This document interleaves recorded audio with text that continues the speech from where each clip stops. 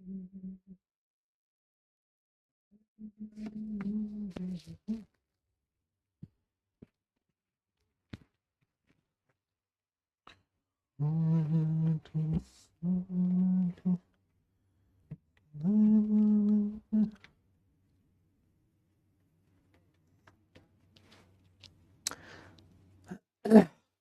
जी।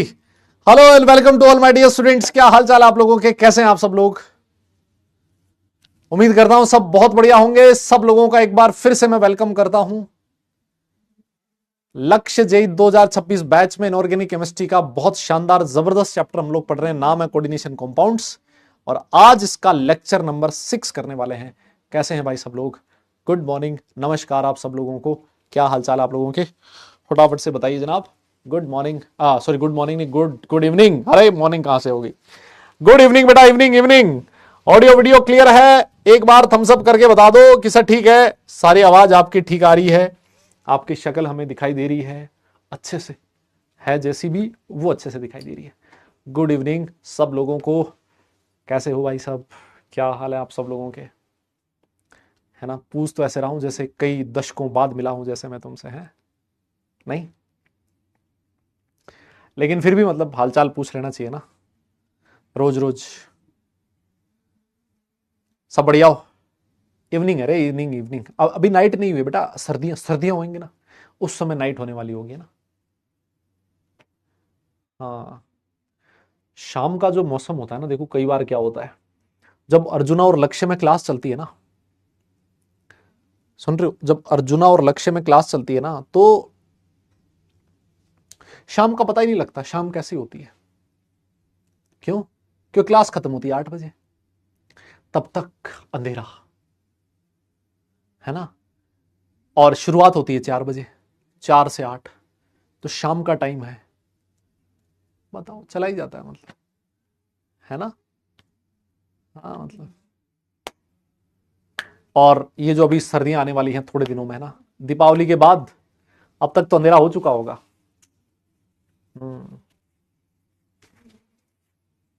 है ना, सर्दियों में तो ऐसा लगता है 8 बजे तक पढ़ा रहे हो, मतलब आधी रात हो गई हो जैसे।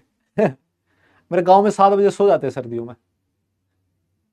कभी कभी फोन करता हूँ 8 बजे जाके, 9 बजे तक, 8 बजे यहाँ से निकलो, 9 बजे खाना वाना खा के कॉल करो, फोन उनको करो, फोन नहीं उठाता, फिर याद आता भाई इनकी तो एक नींद हो चुकी है ना, इनके लिए तो आधी रात आ चुकी है ना। बर्थडे? अरे भाई साहब, ये किस बात का बर्थडे बे? है, किसका बर्थडे? कुछ भी, कुछ भी चालू हो गए। अरे कोई बर्थडे बर्थडे नहीं है मेरे भाई। हाँ, आओ आओ, इनऑर्गेनिक केमिस्ट्री पढ़ लो तुम, है ना। इनऑर्गेनिक केमिस्ट्री में आज हमें क्या क्या पढ़ना है मैं आपको बताऊं। देखो आज लिखा तो बहुत कुछ है ना, लिखा तो बहुत कुछ है, लेकिन ये नहीं कर पाएंगे आज हम लोग। देखिए लास्ट क्लास में कुछ क्वेश्चंस दिए थे आप लोगों को, वो क्वेश्चंस करेंगे। सबसे पहले वर्नर थ्योरी को आज मैं खत्म करूंगा, और फिर उसके बाद में एक नया टॉपिक पढ़ाऊंगा जिसका नाम है इफेक्टिव एटॉमिक नंबर, है ना। जिसका क्या नाम होगा बेटा? Effective atomic number. ये आज का अपना टॉपिक रहेगा, है ना। वैलेंस बॉन्ड थ्योरी आज हम लोग स्टार्ट नहीं कर पाएंगे। अरे तो बर्थडे किसका है? हाँ, नहीं सर, किसी का भी बर्थडे हो, है ना, पार्टी आप दे दो सर, ये क्या बात हुई बताओ? कह रहा है सर किसी का भी हो बर्थडे है।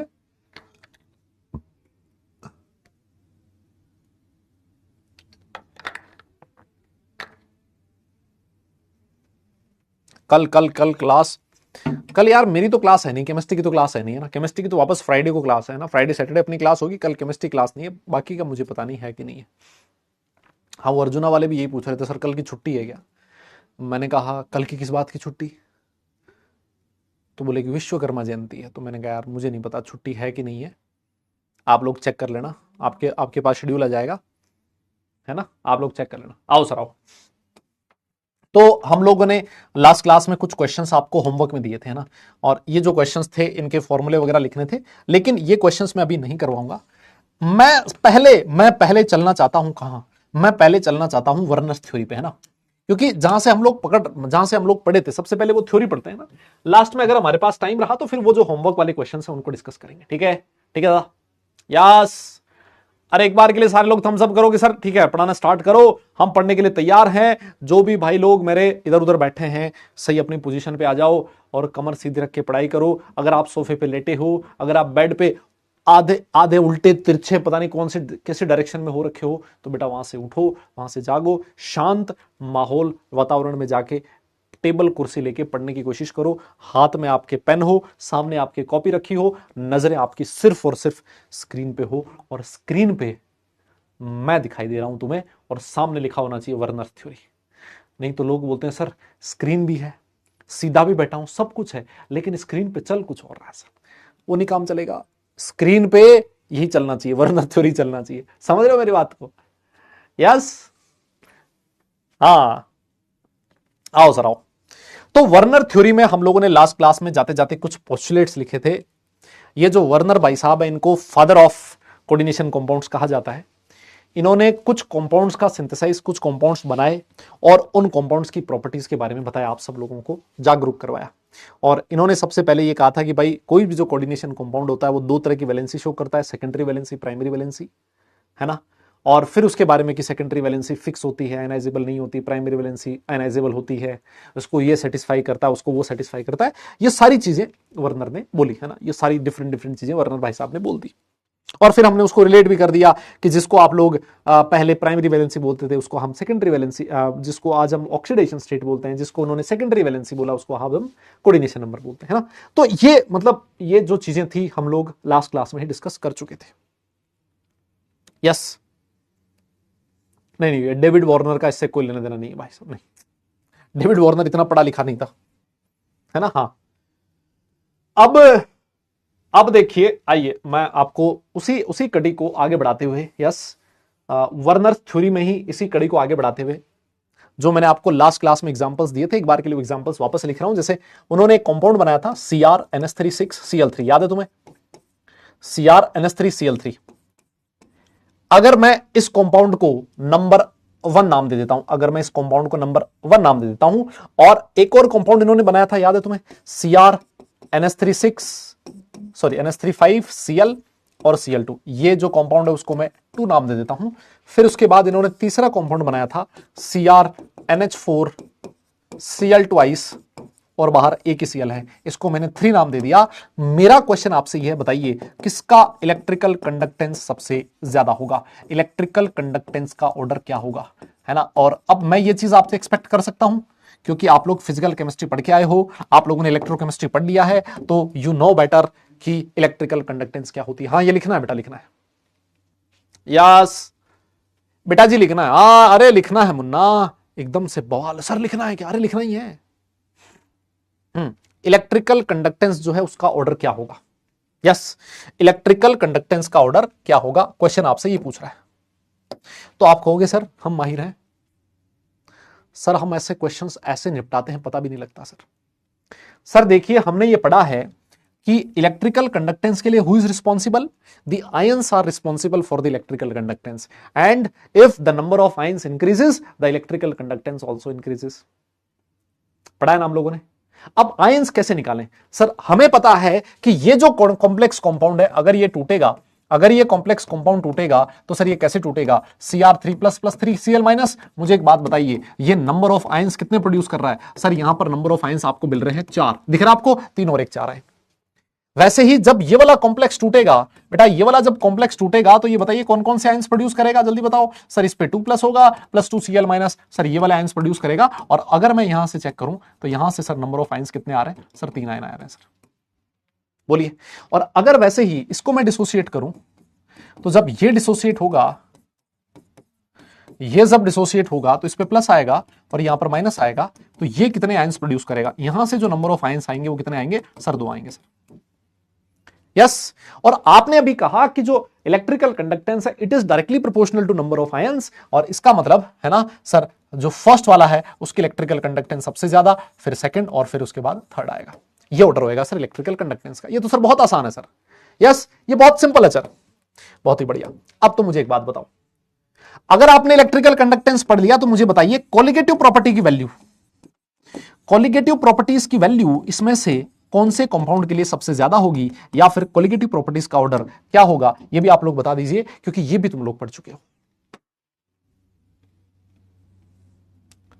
यस,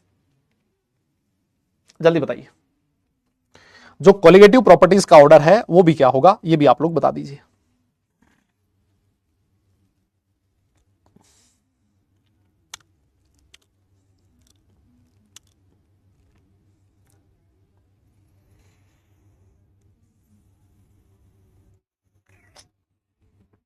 क्या होगा, जल्दी बताओ, कोलिगेटिव प्रॉपर्टीज का ऑर्डर क्या होगा? अरे बोलो, फोर तो है ही नहीं। कोई कह रहा फोर, फोर्थ 1 2 3 4, अरे फोर तो है नहीं भाई। सर कोलिगेटिव प्रॉपर्टीज का ऑर्डर भी यही होगा, 1 सबसे ज्यादा, फिर 2 और फिर 3 होगा सर। ऐसा क्यों? क्योंकि सर हमने पढ़ा है कि जो कोलिगेटिव प्रॉपर्टीज होती हैं वो किसके डायरेक्टली प्रोपोर्शनल होती है, जल्दी बताओ सर। जो कोलिगेटिव प्रॉपर्टीज होती हैं these are directly proportional to sir number of particles. अरे बोल दे ए मुन्ना, क्या ये नंबर ऑफ पार्टिकल्स के डायरेक्टली प्रोपोर्शनल होती है क्या? दादा बोल तो सही, कैसा होता है क्या? और सर नंबर ऑफ पार्टिकल्स सबसे ज्यादा किस में है सर? यहां सर देखिए 4, यहां है सर 3 और यहां है 2।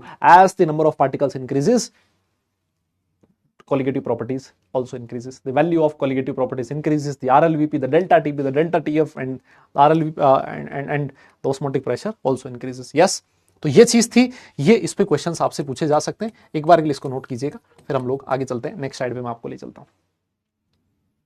यस, हाँ वेंट ऑफ फैक्टर आप लोग पढ़ते थे है ना, वेंट ऑफ फैक्टर है ना, आई की वैल्यू बढ़ती है तो सर, आई की वैल्यू बढ़ती है तो सर कोलिगेटिव प्रॉपर्टीज की वैल्यू भी बढ़ती है सर। नोट करो जरा इसको, फिर चलते हैं हम लोग, आगे चलते हैं। यस, डन है, ठीक है, समझ में आ गया। हाँ, आई लिखते थे ना, number of particles after dissociation divide by number of particles before dissociation, है ना। और फिर आई से फिर आप आई निकाल, आई से फिर आप लोग अल्फा निकालते थे, i is equal to 1 minus alpha plus n alpha, है ना। सर छोड़ो ना, हमें पता आपको आता है। आओ सर, देखो ये लिखा हुआ सर, आपके सामने ये लिखा हुआ है, और ये जो लाइन लिखी है ना, पता है ये क्या लाइन लिखी है? ये वाली लाइन लिखी है कि जो इलेक्ट्रिकल कंडक्टेंस होती है ना, ये क्या लाइन लिखी है? ये वाली लाइन लिखी है कि जो इलेक्ट्रिकल कंडक्टेंस है बेटा, it is directly proportional to, किसके डायरेक्टली प्रोपोर्शनल होती है? It is directly proportional to the number of ions, है ना सर। सबसे पहले जैसे ही मेरे पास इलेक्ट्रिकल कंडक्टेंस का क्वेश्चन आएगा, मैं क्या करूंगा? सबसे पहले आयंस चेक करूंगा, कहां पर आयंस सबसे ज्यादा है वहां पर इलेक्ट्रिकल कंडक्टेंस ज्यादा हो जाएगी। लेकिन देखिए कई बार ऐसा होता है, त्रुटि क्या क्या त्रुटि है, क्या त्रुटि है? अच्छा, नंबर ऑफ आयंस यहां 2 4 3, क्या हो गया? क्या त्रुटि है?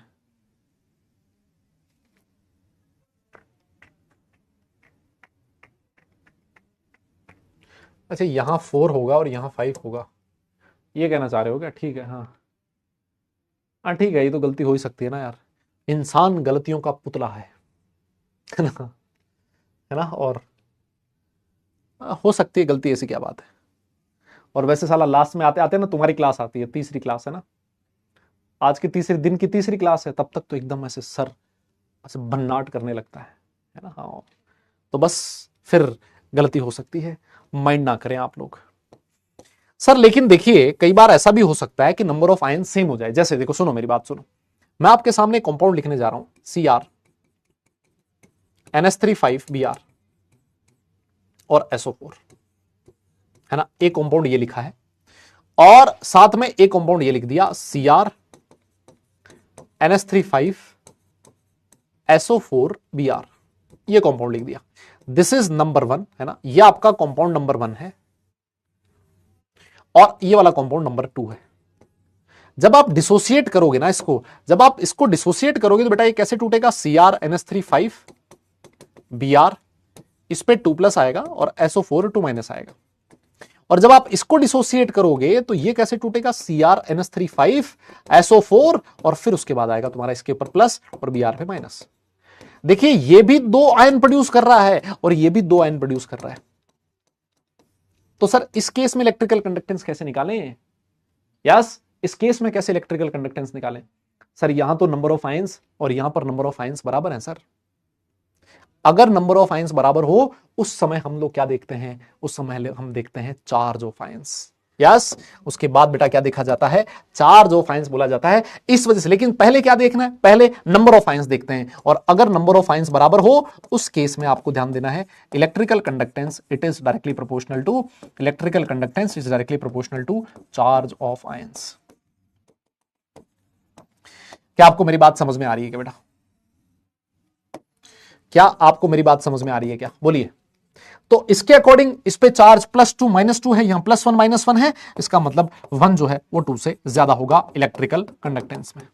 समझ गए हो आप शायद मेरी बात को? यस,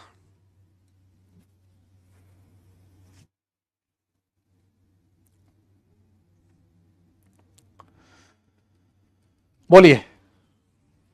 अरे मेरी बात समझ गए क्या तुम लोग?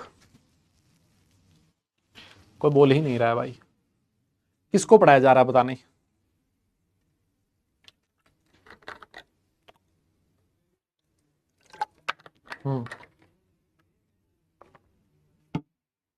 ये तुम्हारी चैट क्यों बंद हो गई है भाई?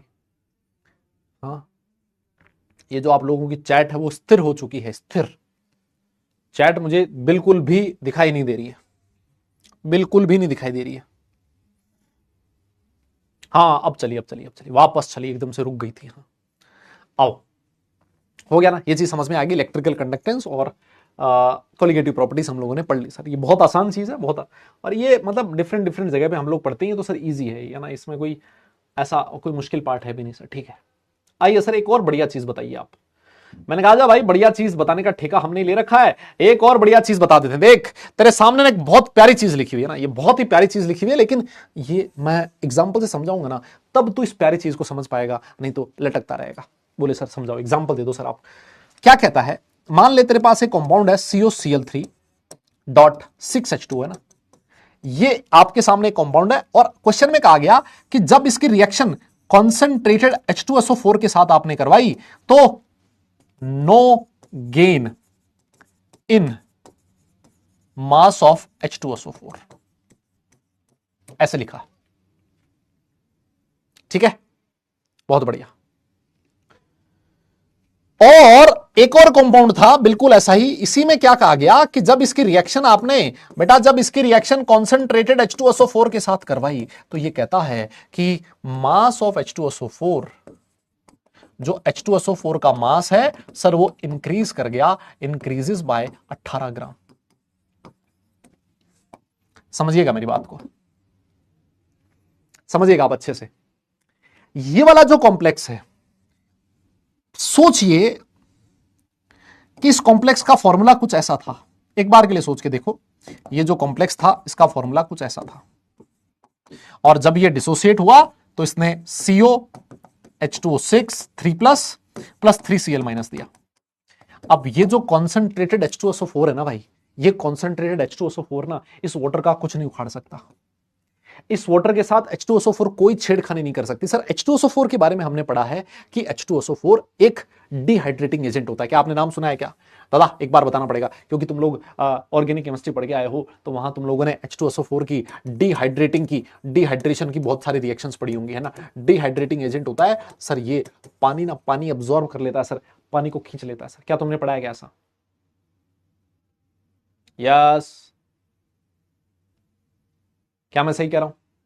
तो पानी यहां पर भी है, लेकिन सर ये पानी का जो मॉलिक्यूल है वो लिगेंड की तरह बिहेव कर रहा है, और अगर लिगेंड की तरह बिहेव कर रहा है तो जो H2SO4 होता है वो लिगेंड वाले वाटर मॉलिक्यूल का कुछ नहीं उखाड़ सकता, और इस वजह से ये वाटर अब्सॉर्ब नहीं कर पाएगा H2SO4, और H2SO4 के मास में कोई इंक्रीज नहीं होगा। लेकिन सोचो, ये जो कंपाउंड है इसका फॉर्मूला कुछ ऐसा रहा है, CO H2O5 Cl Cl2.H2O। अगर ऐसा है तो सर ये जो वाटर का मॉलिक्यूल है, सर ये जो वाटर का मॉलिक्यूल है ये लिगेंड नहीं है सर, ये लिगेंड नहीं है सर, ये वाटर ऑफ क्रिस्टलाइजेशन है सर। और अगर आपने H2SO4 दिखा दिया इसको, तो भाई साहब H2SO4 इस पे झपट्टा मारेगा, ये जो H2 है इसको अपने साथ ले जाएगा। H2O मतलब 18 ग्राम, 18 ग्राम H2O साथ ले गया तो H2SO4 का मास 18 ग्राम इंक्रीज कर गया। आपको क्वेश्चन इस तरीके से भी पूछा जा सकता है कि एक कॉम्प्लेक्स कंपाउंड है, उसकी H2SO4 के साथ रिएक्शन करवाई तो H2SO4 का मास 18 ग्राम बढ़ गया, बताइए उस कॉम्प्लेक्स कंपाउंड का फॉर्मूला क्या होगा। अगर यहीं पर ऐसे लिखा होता कि H2SO4 का मास 36 ग्राम बढ़ गया, इसका मतलब यहां पर 2 वाटर के मॉलिक्यूल बाहर थे, यहां Cl होता, एक और अंदर आ जाता। क्या तुम मेरी बात को समझ गए क्या? बेटा बोलना पड़ेगा यस। अगर समझ में आया है तो डन लिखना पड़ेगा, है ना, थम्स अप करना पड़ेगा, और अगर नोट कर लिया है तो डन लिखना पड़ेगा, मुझे बताना पड़ेगा। इसी के साथ मेरी तरफ से जो वर्नर थ्योरी है उसकी मैं समाप्ति की घोषणा करता हूं। यस, जो थ्योरेटिकल पार्ट था, अभी 2-4 क्वेश्चंस जो मैंने आपको लास्ट क्लास में होमवर्क में दिए थे वो क्वेश्चंस करवाने, और मेरी तरफ से खत्म हो जाएगा ये पार्ट।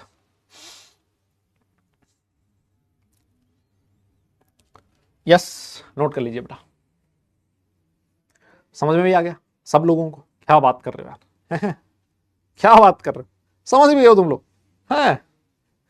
भाई साहब, भाई साहब ऐसे होने चाहिए भाई, बच्चे तो बच्चे हो तो ऐसे हो, वरना ना हो। आओ सर, एक क्वेश्चन आपके सामने ये रहा, ये मैंने आपको लास्ट क्लास में होमवर्क दिया था और मुझे ऐसी पूरी उम्मीद है आप सब लोगों ने ये क्वेश्चन कर लिया था, है ना। हालांकि इन सब के आंसर भी मैं मेंशन कर चुका था लास्ट क्लास में, इस वजह से इनके पोल देने का कोई लॉजिक बनता ही नहीं है। तो मैं एक बार के लिए क्वेश्चन फटाफट डिस्कस कर लूंगा और फिर उसके बाद आगे चल लूंगा, है ना। आइए सर देखिए क्वेश्चन क्या कहता है, select the complex which have all following characteristics, है ना, जिसमें सारी कैरेक्टरिस्टिक्स प्रेजेंट हो वो वाला कॉम्प्लेक्स आप चूज कीजिए। सबसे पहले ये कहता है हेट्रोलेप्टिक, है ना, हेट्रोलेप्टिक कॉम्प्लेक्स है। हेट्रोलेप्टिक का मतलब ये हो गया कि सर इसके पास एक से ज्यादा टाइप के लिगेंड है, और जैसा ही ऐसा आया मैंने सबसे पहले इस पे काटा मार दिया कि ये तो नहीं हो सकता, क्योंकि ये तो हेट्रोलेप्टिक है नहीं, ये होमोलेप्टिक है सर, ठीक है। दूसरा ये है कि does not give AgCl with AgNO3, sir ये AgCl नहीं देता AgNO3 के साथ, इसका मतलब ये Cl माइनस आयन प्रोड्यूस नहीं करता। अरे सर देखो ये तो Cl माइनस दे रहा है, इसका मतलब ये भी नहीं हो सकता सर, ठीक है। ये दो पे आपने काटा मार दिया। और देखो सर कहता है 1-1 टाइप इलेक्ट्रोलाइट, 1-1 टाइप का इलेक्ट्रोलाइट का मतलब समझते हो क्या, कि कैटायन पे भी चार्ज +1, एनायन पे चार्ज +1। अगर कहीं पर ऐसा लिखा कि 1-2 टाइप है, इसका मतलब कैटायन पे चार्ज +1 और एनायन पे चार्ज -2 है, इस तरीके से डिफाइन किया जाता है। अगर ये 1-1 इलेक्ट्रोलाइट है, इसका मतलब कैटायन और एनायन दोनों पे चार्ज कैसा रहेगा, +1 -1 रहा है। अगर मैं इसको डिसोसिएट करूंगा ना तो ये कैसे टूटेगा, K++ Pt NH3 Cl5 minus. देखिए कैटायन पे चार्ज +1, एनायन पे चार्ज -1, ये बिल्कुल फैक्ट है सर, ये बिल्कुल इसमें खरा उतर रहा है sir, option number B correct है ना। और मेरे हिसाब से आप जैसे होनहार बालक जो हैं उन्होंने इस क्वेश्चन को बड़े ही आराम से कर लिया होगा। इस क्वेश्चन को समझाना और आपके टैलेंट पे लात मारना मुझे लगता है एक ही बराबर है, जो मैं गुनाह नहीं करना चाहता। मैं आपको अगले क्वेश्चन की तरफ ले चलना चाहता हूं। यस आइए जनाब अगले क्वेश्चन की तरफ देखिए। ये वाला क्वेश्चन देखिए, आपके सामने कंपाउंड लिखा हुआ है PtCl4.4NH3, ठीक है सर, ये कॉम्प्लेक्स सॉल्ट है, ठीक है। और इसमें कुछ 4 ऑप्शन दे रखे हैं कि all the chlorides are bonded by primary valency, all the chlorides are bonded by secondary valency, all the NH3 are bonded by secondary valency, half of the chlorides are bonded with secondary valency. आपसे question ये कह रहा है कि बताइए इसमें से कौन सा ऑप्शन सही है और कौन सा ऑप्शन गलत है ना। पोल देने का फायदा नहीं है क्योंकि इसका आंसर लास्ट क्लास में दे दिया था, है ना। अब किस बात का पोल में, हाँ बताओ, आंसर तुम्हें पता है और फिर मैं तुम्हें पोल दे दूंगा, देख रहे हो। अब पागल कुत्ते ने थोड़ी काटा है मुझे। हाँ आओ देखो देखो देखो, देखिए क्या सोचना और किस तरीके से सोचना है। सर एक चीज तो मुझे पता है कि यहां प्लेटिनम जो है ना, इस पे चार्ज कितना आएगा, +4 आएगा। प्लेटिनम की ऑक्सीडेशन स्टेट +4 है सर, और जब प्लेटिनम की ऑक्सीडेशन स्टेट +4 होती है ना सर, तो इसका कोऑर्डिनेशन नंबर कितना होता है सर, 6 होता है सर। ये मैंने आपको बताया था, याद है तुम्हें, एक छोटा सा टेबल बनवाया था मुन्ना, उसमें लिखवाए हैं ये चीज, ये हम लिखवाए हैं ऐसा कि अगर उस पे +4 है तो सर कोऑर्डिनेशन नंबर 6 होगा। यस हाँ सर आपने लिखवाया तो था सर, बिल्कुल लिखवाया था, है ना। और सर मैंने मतलब पढ़ने की कोशिश भी करी थी, थोड़ा बहुत याद हुआ था, थोड़ा बहुत नहीं हुआ था, ठीक है। तो अब आइए सर, एक बच्चा पता है क्या करता है, वो इसका फॉर्मूला लिखने की कोशिश करता है और उसने फॉर्मूला ये लिख दिया। सोचिए एक बार के लिए, वो ये सोचता है कि मैं देखो इसको हिट एंड ट्रायल से ही करना पड़ेगा। उसने क्या किया, इसका फॉर्मूला ऐसे लिखा, उसको पता है कि इसका कोऑर्डिनेशन नंबर 4 है, तो उसने 4 NH3 अंदर रखा, 2 Cl बाहर रखा और Cl2 लिख दिया, ऐसे लिख दिया। कोई गलत नहीं है इसमें, प्लेटिनम जो है +4 ऑक्सीडेशन स्टेट में है, कोई दिक्कत नहीं है सर, ठीक है। अब एक और जो बच्चा था उसने पता है क्या किया, उसने क्या किया, ये जो पीटी था उसमें से 2 NH3 अंदर रखे और चारों के चारों क्लोरीन को बाहर ले गया, अंदर ले गया, और 2 NH3 जो है वो बाहर रख दी उसने, डॉट टू NH3। अब बात ही आती है कि साहब, ये वाला फॉर्मूला तो सही है, लेकिन मैं इस फॉर्मूले को सही नहीं मान रहा हूं। मैं ये कह रहा हूं कि ये जो कॉम्प्लेक्स है ये इस फॉर्म में एग्जिस्ट कर ही नहीं सकता। अब आप में से कई बच्चे बोलेंगे कि सर कर क्यों नहीं सकता, इस फॉर्म में क्यों नहीं एग्जिस्ट कर सकता। मैंने कहा यार देख सुन, ये इस फॉर्म में इसलिए एग्जिस्ट नहीं कर रहा, ये क्यों नहीं कर रहा उससे समझने से पहले तो ये समझ ये क्यों एग्जिस्ट कर रहा है। ये इसलिए एग्जिस्ट कर रहा है क्योंकि ये जो आपका ये जो पॉजिटिव पार्ट है ना, इसके ऊपर 2+ चार्ज है, और ये जो नेगेटिव पार्ट है बेटा, इस नेगेटिव पार्ट के ऊपर -2 चार्ज है। आप ये मानते हो ना। और ये जो प्लस है इस माइनस को अपने साथ अट्रैक्ट करके रखे हुए हैं, इसी वजह से अट्रैक्ट करके रखे हुए, इस वजह से प्लस माइनस एक साथ एग्जिस्ट कर रहा है। ये जो Cl इससे दूर नहीं भाग रहा, ये Cl इसके साथ चिपका हुआ है, ये Cl इसका साथ नहीं छोड़ना चाहता। क्यों? क्योंकि Cl पे माइनस और इस पे प्लस है, तो प्लस माइनस अट्रैक्शन की वजह से ये पूरा कॉम्प्लेक्स एक जगह पर स्टेबल है। यहां पर ऐसा नहीं है। यहां पर ऐसा इसलिए नहीं है क्योंकि NH3 न्यूट्रल है, इस कॉम्प्लेक्स के ऊपर भी कोई चार्ज नहीं है और NH3 के ऊपर भी कोई चार्ज नहीं है। तो जैसे आपने इसको पानी में डाला, ये जो NH3 है ये इस कॉम्प्लेक्स के साथ क्यों रहेगा? NH3 बोलेगा भाई तो अपने घर, मैं अपने घर। ये NH3 इस कॉम्प्लेक्स के साथ जुड़ा ही नहीं रहना चाहता, ये इससे दूर चला जाएगा। मेरी बात समझ रहे हो क्या तुम लोग?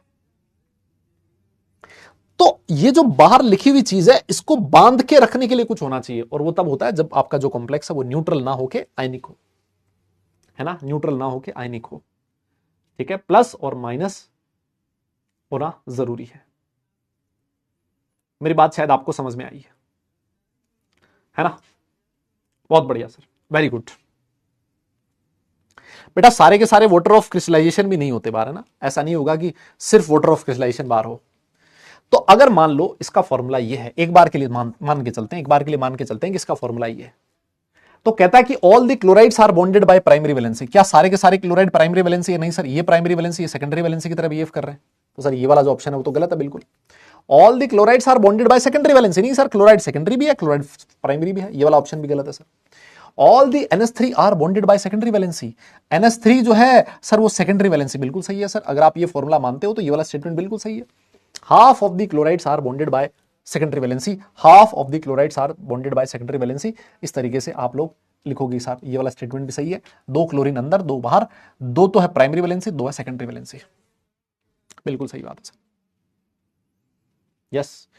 अब कोई कह रहा है, तेजस कुमार जी कह रहे हैं, तेजस कुमार मंडल कह रहे हैं इसके ऊपर चार्ज है, ये आपको कैसे पता लगा? बेटा मेरे सपना आया था रात को, है ना, मुझे रात को सपना आया, और उस सपने में आए भगवान, उन्होंने मुझे बोला बेटा देख ये जो कॉम्प्लेक्स है ना, इसमें इसके ऊपर चार्ज है और इसके ऊपर चार्ज है, तो ये स्टेबल है। अब अगर तुझे समझा सपना नहीं आया ना, तेरे सपने में आए नहीं भगवान, मैं क्या करूं? मैं कुछ भी नहीं कर पाऊंगा, है ना। हाँ, मैं कुछ भी नहीं कर पाऊंगा भाई, मेरे बस में कुछ भी नहीं। तो मैंने क्या किया बेटा, देख इस पे चार्ज कैसे आया ना, कभी कभी मेरा मन करता है मैं अपना सर फोड़ दूं, है ना, ये टीवी तोड़ दूं, ऐसा मेरा कभी कभी मन करता है ना। लो फिर मैं बाल बच्चों का सोच के रुक जाता हूं। फिर देखिए, ये देख ऐसे पता लगा मुझे, इस पे 2+, इस पे 2-, और प्लस और माइनस एक दूसरे के साथ जुड़ा हुआ है तो स्टेबल रहेगा। Cl इसके साथ लटका हुआ रहेगा, और कॉम्प्लेक्स का फॉर्मूला ये रहेगा। लेकिन ये जो NH3 है ना, बोलेगा क्यों मैं तेरे साथ क्यों रहूं, मैं तो न्यूट्रल हूं, मैं अपनी मर्जी होगी वहां जाऊंगा, मुझे बांध के रखने वाला कोई नहीं है यहां। मेरी बात समझ रहे हो?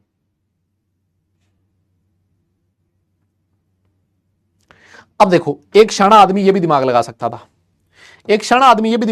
था, वो ये कहता सर एक काम करो ना, आपके दिक्कत यही तो है ना कि न्यूट्रल है, तो आप एक काम करो ना, इसका फॉर्मूला ये लिख दो। आप ऐसे नहीं लिख सकते क्या कि 3 NH3, 3 Cl अंदर, 1 Cl बाहर और 1 NH3 बाहर? आप बताओ, ऐसे नहीं लिख सकते क्या? अब देखो, इस पे प्लस आ जाएगा, इस पे माइनस आ जाएगा, और प्लस जो है, और इस नाइट्रोजन के ऊपर पार्शियल नेगेटिव है, तो सर ये जुड़ा रहेगा इसके साथ। मैंने कहा ठीक है, ये बात भी तू करके देख ले। अगर तूने कॉम्प्लेक्स का ये वाला फॉर्मूला लिखने की कोशिश करी ना, तो तेरे चारों में से कोई भी ऑप्शन होगा वो करेक्ट नहीं होगा।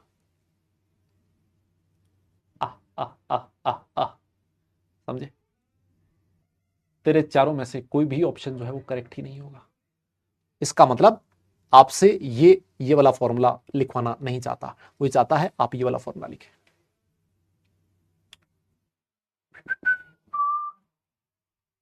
बोलो ना।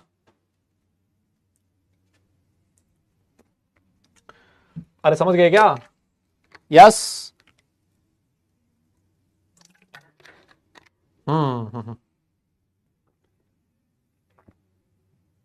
आओ फिर ये वाला क्वेश्चन भी निपटा दो। अरे भैया ये वाला क्वेश्चन भी निपटा दो। हो गया ये वाला क्वेश्चन? कहता है in the compound COCl3 all the अब आप समझ चुके हो यार, है ना? अब आप समझ चुके हो, मेरे हिसाब से ये करवाने की जरूरत नहीं है। बोल आई, ये करवाने की जरूरत नहीं है। तो एक काम कर, तू इसमें ऐसा लिख सकता है ना, CONH3 है ना, CONH3 ये है Cl और ये रहेगा सर Cl2, ये है sir. All the chlorine atoms show primary valency only, 2 chlorine atoms show primary valency and 1 chlorine atom shows secondary valency. 2 chlorine atoms showed primary valency and 1 chlorine atom shows secondary primary valency as well as secondary valency. All the chlorine atoms show secondary valency. कौन सा सही है बताओ? 2 chlorine atoms show primary valency and 1 chlorine atom show, हाँ sir मुझे ऐसा लग रहा है सर सी ऑप्शन सही है ना सर। अरे सर सी सी सी सी सी सी ऑप्शन सही है ना सर? देखिए ना सर, ये वाले जो 2 क्लोरीन है ना, ये तो प्राइमरी वैलेंसी है प्योर, और ये वाला जो क्लोरीन है ये प्राइमरी भी है और सेकेंडरी भी है सर, ये दोनों की तरह बिहेव कर रहा है। अब आप समझ चुके हो भाई, अब सी ऑप्शन करेक्ट है, इसमें मैं ज्यादा टाइम वेस्ट नहीं करना चाहता आपका। 2016 में जेईई मेंस ने क्वेश्चन पूछने की कोशिश करी, ये क्वेश्चन पूछने की आपसे कोशिश करी, बताओ कोशिश में सफल हो पाया क्या? सफल हो पाया क्या? कहता है which one of the following complex will consume more equivalent of AgNO3, कौन सा AgNO3 के ज्यादा मोल के साथ रिएक्ट करेगा? वो ज्यादा मोल के साथ रिएक्ट करेगा जो ज्यादा Cl- आयन देगा। ये 3 Cl- आयन देगा तो ये 3 मोल AgNO3 के साथ रिएक्ट करेगा। ये बोलेगा मैं नहीं करूंगा तेरे साथ, ये बोलेगा मैं भी नहीं करूंगा। ये 2 मोल AgNO3 के साथ रिएक्ट करेगा, क्यों? क्योंकि सर ये 2 मोल Cl- दे रहा है, 2 मोल Cl-, 2 मोल Ag+ के साथ रिएक्ट करके 2 मोल AgCl बना देगा। यहां 3 मोल Cl-, 3 मोल Ag+ के साथ रिएक्ट करके 3 मोल AgCl बनाएगा। Sir option number A correct हो जाएगा। क्या तुम मेरी बात को समझ गए क्या? यस। कोई कह रहा सर ये वाला नहीं हुआ था मेरे से, बताओ, देख रहे हो? तो कह रहा है ये वाला नहीं हुआ था मेरे से, है भाई? चिंदी चोरी की हद होती है भाई, ये क्वेश्चन कैसे नहीं हो सकता यार? हम्म।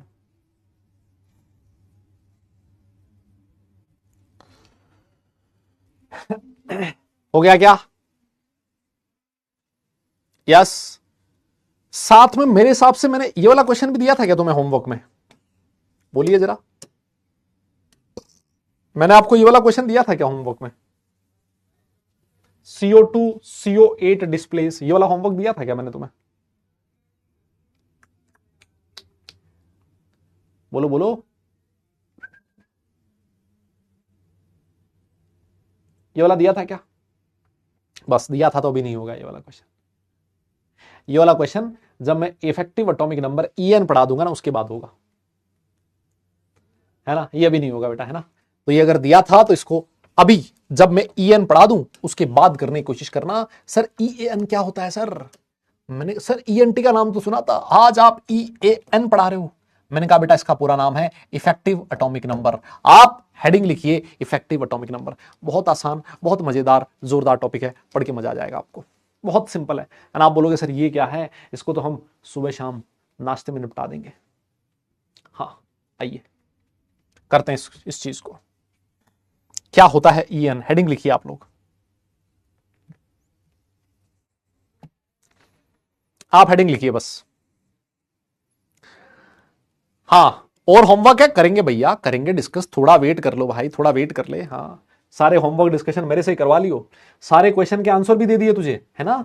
साथ में आंसर भी मेंशन कर रखे हैं अगली स्लाइड में, लेकिन फिर भी सर डिस्कशन आपसे ही करवाना है ना सर। 8-10 क्वेश्चन होंगे, 15-20 मिनट भी तो खराब होंगे सर, बढ़िया है ना? मैंने तो क्वेश्चन एक भी नहीं किया घर जाके, है ना? जिन जो बच्चे करके आए हैं 15-20 क्वेश्चन, उनका तो टाइम खराब होगा ना? बढ़िया है ना सर, है ना? ऐसे लोग हैं तुम में से कई जो ऐसा सोचते हैं, है ना?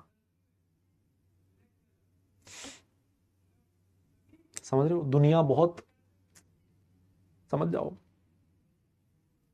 आ जाओ, आओ सर, आओ आओ सर, आओ। क्या होता है इफेक्टिव एटॉमिक नंबर?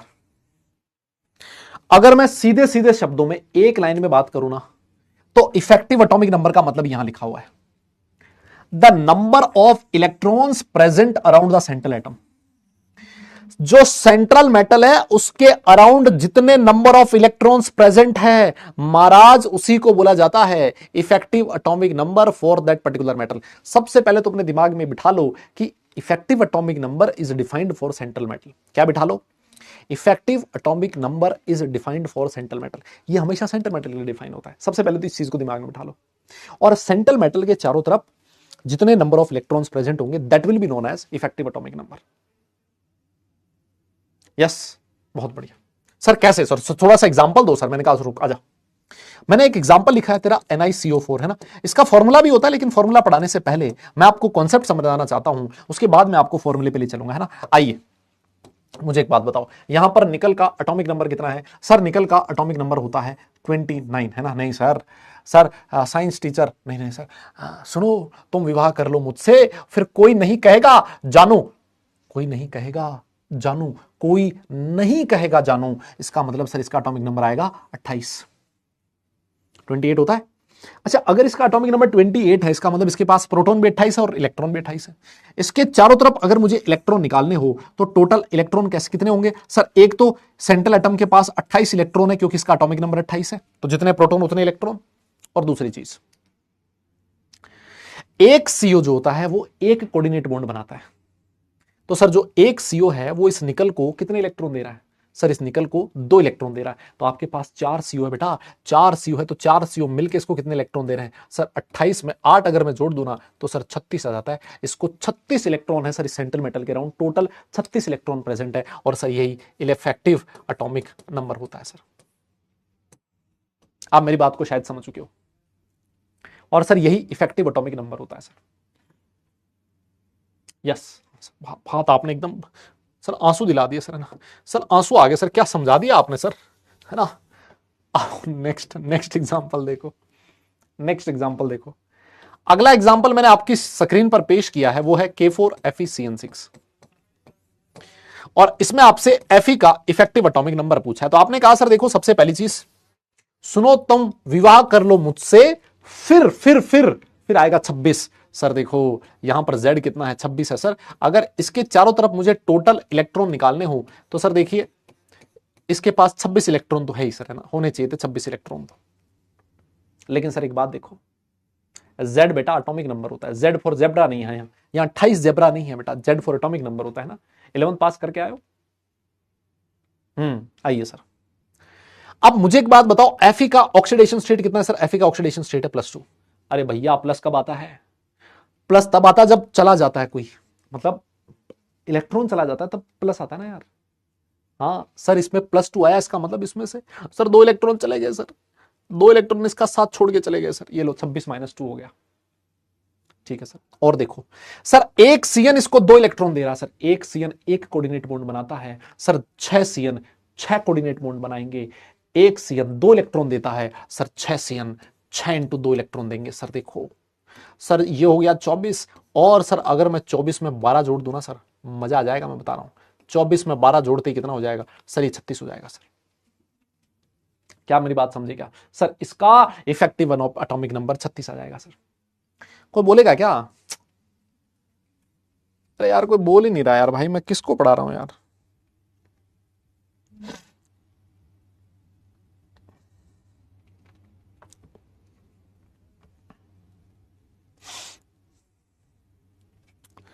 हाँ, अरे समझे कि नहीं समझे?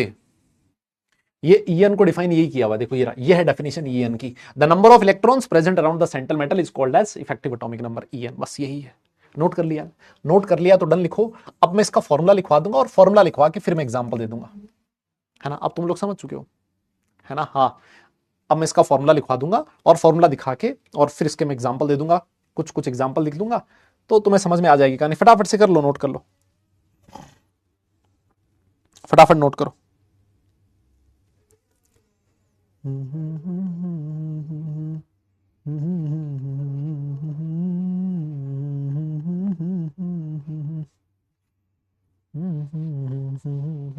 गया, डन हो गया, बहुत बढ़िया सर। तो सर अब मैं ना बिना सोचे समझे इसका डायरेक्ट फॉर्मूला लिखवाना चाहता हूं। देखिए भाइयों और बहनों, आपको जानकर बहुत खुशी होगी कि जो इफेक्टिव एटॉमिक नंबर का एक फॉर्मूला होता है वो होता है Z minus oxidation state plus 2 into coordination number. बस ये फॉर्मूला है। हालांकि ये वाला फॉर्मूला ठीक है एनसीईआरटी में दिया है और इसी तरीके से हम लोग करेंगे। Z यहां पर एटॉमिक नंबर है। क्या है एटॉमिक नंबर? OS बेटा आउटस्टैंडिंग नहीं है ये, दिस इज ऑक्सीडेशन स्टेट। ये क्या बेटा? इसको ऑक्सीडेशन स्टेट कहती है दुनिया। और सर ये जो कोऑर्डिनेशन नंबर है CN क्या है? Coordination number. अरे सर ये किसका कोऑर्डिनेशन नंबर है? बेटा तेरा या मेरा नहीं है, ये सेंट्रल मेटल का कोऑर्डिनेशन नंबर है। सर ये किसका ऑक्सीडेशन स्टेट है? बेटा तेरा या मेरा नहीं है, ये सेंट्रल मेटल का ऑक्सीडेशन स्टेट है। अब मैं आपके सामने कुछ एग्जांपल्स दे रहा हूं, खटाखट से उन सब का EAN नंबर बता दीजिएगा मुझे। K4FeCN6 यहां पर आपको Fe का EN नंबर बताना है, K3 सॉरी है ना। फिर उसके बाद मैंने एक और एग्जांपल लिख दिया FeCO5, यहां पर Fe का EN नंबर बताइए आप लोग फटाफट। फिर और एग्जांपल लिख रहा हूं मैं, हाँ फिर मैं आपको और एग्जांपल लिख रहा हूं CuNS3 4SO4, यहां पर आप लोग इसका EN बताइएगा। फिर उसके बाद Cr C2O4 whole thrice 3 minus इसका बताइएगा। फिर उसके बाद CO EN whole thrice Cl3, इसमें इसका बताइएगा। हाँ सबका ऑक्सीडेशन स्टेट आपको बताना है।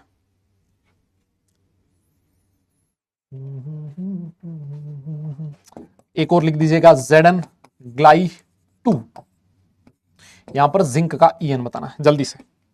हाँ ये सारे करने हैं तुम्हें, सारे यस सारे करने, फटाफट कर लो। फटाफट कर लो।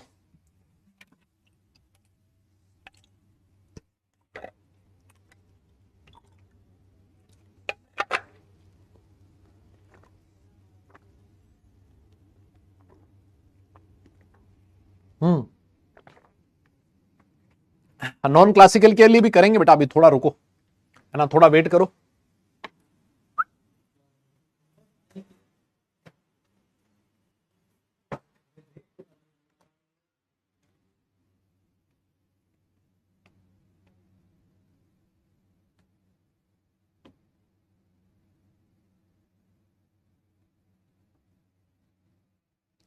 हाँ जी हो गया क्या बेटा? हो गया क्या? आओ सर देखते हैं। सबसे पहले इसका Z बताइए सर। Fe का Z 26 होता है, इसका ऑक्सीडेशन स्टेट कितना है यहां पर? +3 है सर। तो इसका जो EN आएगा वो आएगा सर Z कितना? 26 माइनस ऑक्सीडेशन स्टेट कितनी? +3 plus 2 into coordination number. Sir coordination number कितना है? 6 है सर। बताइए कितना हो गया सर? 13 13 13 13 13 13 13 सुरूर। सर ये 35 आ रहा सर। गाना सुना है क्या तुमने वो? हाँ जी सुने हो कि नहीं? हिमेश रेशमिया, हाँ हुजूर तेरा तेरा तेरा सुरूर। ओ भाई साहब अलग फैन फॉलोइंग हुआ करती थी भाई एक टाइम पे, है ना। लो जी सर इसका ऑक्सीडेशन स्टेट 0 है सर। EN हो जाएगा Z है 26 माइनस ऑक्सीडेशन स्टेट 0 और कोऑर्डिनेशन नंबर 5 है तो 2 इंटू कोऑर्डिनेशन नंबर। सर ये कितना हो गया? 36 हो गया सर। बहुत बढ़िया सर।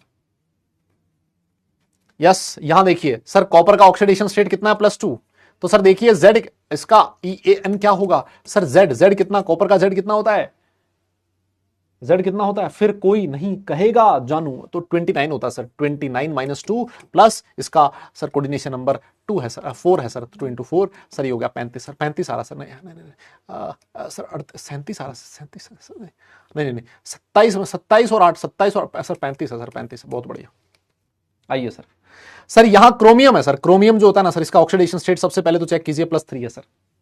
सर यहां ऑक्सलेट आयन है सर। ऑक्सलेट, एक ऑक्सलेट आयन 2 कोऑर्डिनेट बॉन्ड बनाता है, तो 3 ऑक्सलेट आयन टोटल 6 कोऑर्डिनेट बनाएंगे। अरे मुन्ना इसका कोऑर्डिनेशन नंबर 6 होगा। कोई किसी ने 3 तो नहीं लिख दिया ना? जिसने 3 लिख दिया हो जहां बैठा है वही मुर्गा बन जाए। हाँ तो सर यहां से EAN मैं लिखूंगा अगर, तो इसका एटॉमिक नंबर कितना होता है क्रोमियम का 24 minus oxidation state 3 plus 2 into coordination number मैं 6 लिखूंगा। 21 21 और 12 कितना हो गया सर, ये 33 आ रहा है सर। बोलिए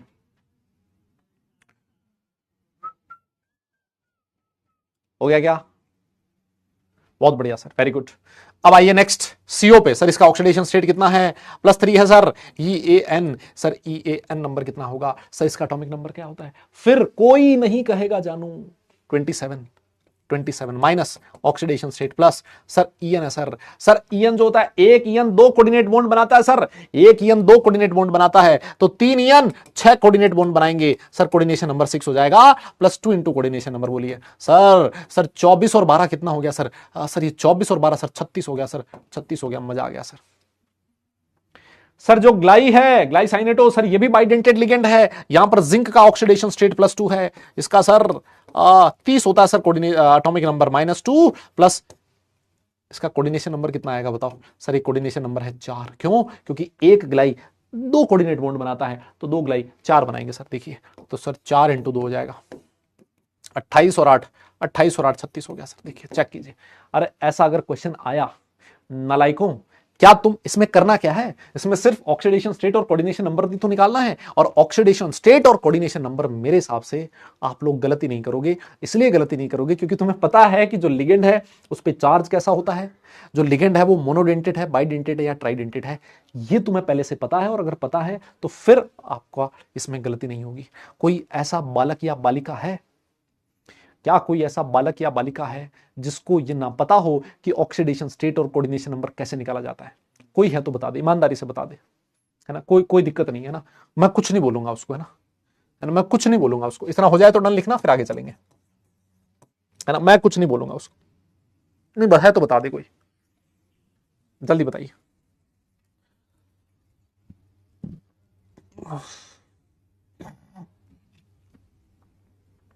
है क्या? है ना? हाँ तुम, हाँ बहुत बहुत बढ़िया बेटा, बहुत बढ़िया, है ना। तो जो भी बच्चे, जिन भी बच्चों को ऑक्सीडेशन स्टेट और कोऑर्डिनेशन नंबर निकालना नहीं आता, सबसे पहले तो मैं कुछ नहीं बोलूंगा, मैं कुछ नहीं करूंगा। सबसे पहले तो अपने आप को 2 थप्पड़ मार ले कि मैं कर क्या रहा हूं, मैं इतना नालायक कैसे हो सकता या हो सकती हूं, मैं क्या कर रहा हूं, मुझे क्यों नहीं आ रहा? क्योंकि क्लासिफिकेशन ऑफ लिगेंड पढ़ाया जा चुका है। Yes, oxidation state coordination number पहले बताया जा चुका है। जब मैंने आपको IUPAC नेमिंग बताई, उसमें हमने सेंट्रल मेटल की ऑक्सीडेशन स्टेट निकालना सीखी, वो भी बता दी। इसके बाद भी नहीं हो रहा तो भैया 2 थप्पड़ खाने लायक तो मैं हूं। इतना जोर से मारो, आसपास अगर कोई बैठा हो तो उसको समझ में आ जाए कि इसने खुद को दंड दिया है, और जबरदस्त वाला दंड दिया है।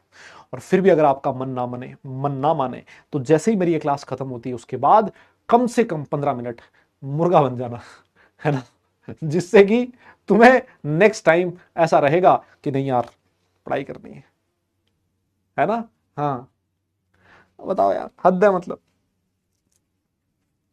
ये मतलब कहने का ये है ना, कहने का ये है कि ये आना चाहिए था यार अभी तक ना, है ना, ये आना चाहिए था। और तुम्हें ऐसा लगे कि मैं खुद नहीं मार पा रहा हूं तो मम्मी को बुलाना, पापा को बुलाना। ज्यादा अच्छा है छोटा भाई हो ना, उसको बुलाना और उसको बोलना मेरे गाल पे थप्पड़ मार जोर से, मजा आ जाएगा। मैं कह रहा हूं वो भाई मजे तो वही लेगा, है ना। आओ सर थोड़ा और आगे चलते हैं, थोड़ा और आगे चलेंगे। अच्छा, इस अब यहां पर ना कई मेरे बालक बालिकाएं ऐसे भी होंगे, है ना, कई सारे बच्चे ऐसे भी होंगे जिनको एटॉमिक नंबर भी नहीं पता होगा। सर जेड कैसे निकालें? सर एटॉमिक नंबर भी नहीं पता हमें तो, है ना, हमें तो नहीं पता सर एटॉमिक नंबर। तो मैंने कहा यार देख, जनरली तेरे तो कोऑर्डिनेशन कंपाउंड बनाता है, वो कौन बनाता है? 3D सीरीज के एलिमेंट बनाते हैं। कौन बनाता है? 3D सीरीज के एलिमेंट बनाते हैं ना। कौन बनाता है? 3D सीरीज के एलिमेंट बनाते हैं, 4D सीरीज के एलिमेंट बनाते हैं, या फिर 5D सीरीज के एलिमेंट बनाते हैं ना। यही होता है ना जनरली, आपका जो कॉम्प्लेक्स कंपाउंड है वो यही वाले बनाते हैं। यस, और 3D सीरीज के एलिमेंट मेरे हिसाब से आपको याद होने जरूरी है ना, याद होंगे कि सर कौन होता है। देखो 2 तरीके से याद रख सकते हो आप लोग, साइंस टीचर विनीता कृमानी। मन पे को नी क्यों जान जलाती हो सिर्फ सेंटेंस कंप्लीट करने के लिए ना। तो अगर आप लोग एटॉमिक नंबर स्टार्ट करके देखोगे ना, एटॉमिक नंबर स्टार्ट करके देखोगे तो वो यहां से होगा सर, ये होगा 21 22 23 24, गिनती तो तुम्हें आती है, 25 26 27 28 29 और 30, बोलो, यही होता है। इसको आप लोग ऐसे भी याद रख सकते थे, है ना, इसको आप ऐसे भी याद रख सकते थे कि सुनो सुनो, तुम विवाह कर लो मुझसे, फिर कोई नहीं कहेगा जानू। चमड़ी पार लेंगे साला, कोई कह दिया तो। ठीक है सर। फिर उसके बाद आप लोग 4D सीरीज भी लिखते थे, और 4D सीरीज में कौन कौन से एलिमेंट आते थे, है ना, मेरे हिसाब से आप लोगों को पता ही होगा।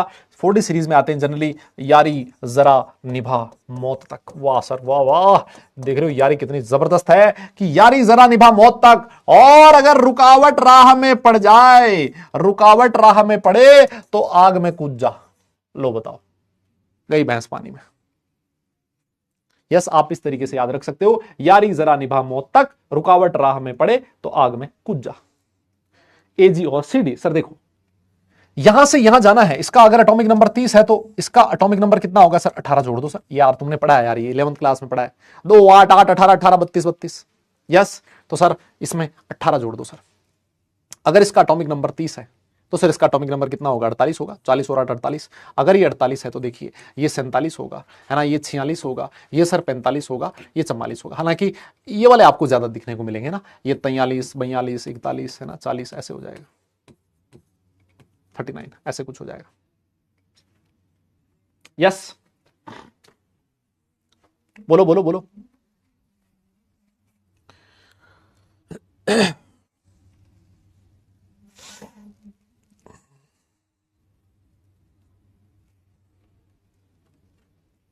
हो गया। तो ये इस तरीके से बेटा आपको एटॉमिक नंबर याद होने जरूरी है। पता चले कि साला वहां पैलेडियम आ गया, है ना, PdCl4 लिखा है, 2- लिखा है, शक्ल देख रहे हो, पीडी पीडी कहां आता था? पीडी का एटॉमिक नंबर ही नहीं पता। सब कुछ आता है, कोऑर्डिनेशन नंबर निकालना आता है, ऑक्सीडेशन स्टेट निकालना आता है, एटॉमिक नंबर नहीं पता। शक्ल देख रहे हो एक दूसरे, गलत हो जाएगा वहीं पर। यस, आओ सर। हाँ, नेक्स्ट कौन था साहब? 5D सीरीज भी देख लो सर, ये होता है ला हफ्ता। ओहो, ला हफ्ता, वरना क्या करेगा? वरना रे उधर इधर पिटाई और हो जाएगी। हेलो सर, अगर तुझे यहां से यहां जाना है एटॉमिक नंबर में तो कितना जोड़ दे? तो 32 जोड़ दे। अगर ये तेला 48 है बेटा, 48 में 32 जोड़ कितना आ रहा है? 48 में 32 जोड़ सर 80 आ रहा है क्या? हाँ सर 80 आ रहा सर, ये 80 है सर। अगर ये 80 है तो अब तुम समझ लाओ, अब तुम अपने हिसाब से निकाल लेना। यस, अपने हिसाब से निकाल लेना। यस भाई, ये 80 है, ये 79 होगा, ये 78 होगा, 76 होगा, मतलब ये तुम कर लेना अपने हिसाब से। ये याद रखने जरूरी है। जनरली यही वाले जो कंपाउंड्स होते हैं ये कॉम्प्लेक्स का फॉर्मेशन करते हैं, है ना, कॉम्प्लेक्स का फॉर्मेशन करते हैं। बोलो,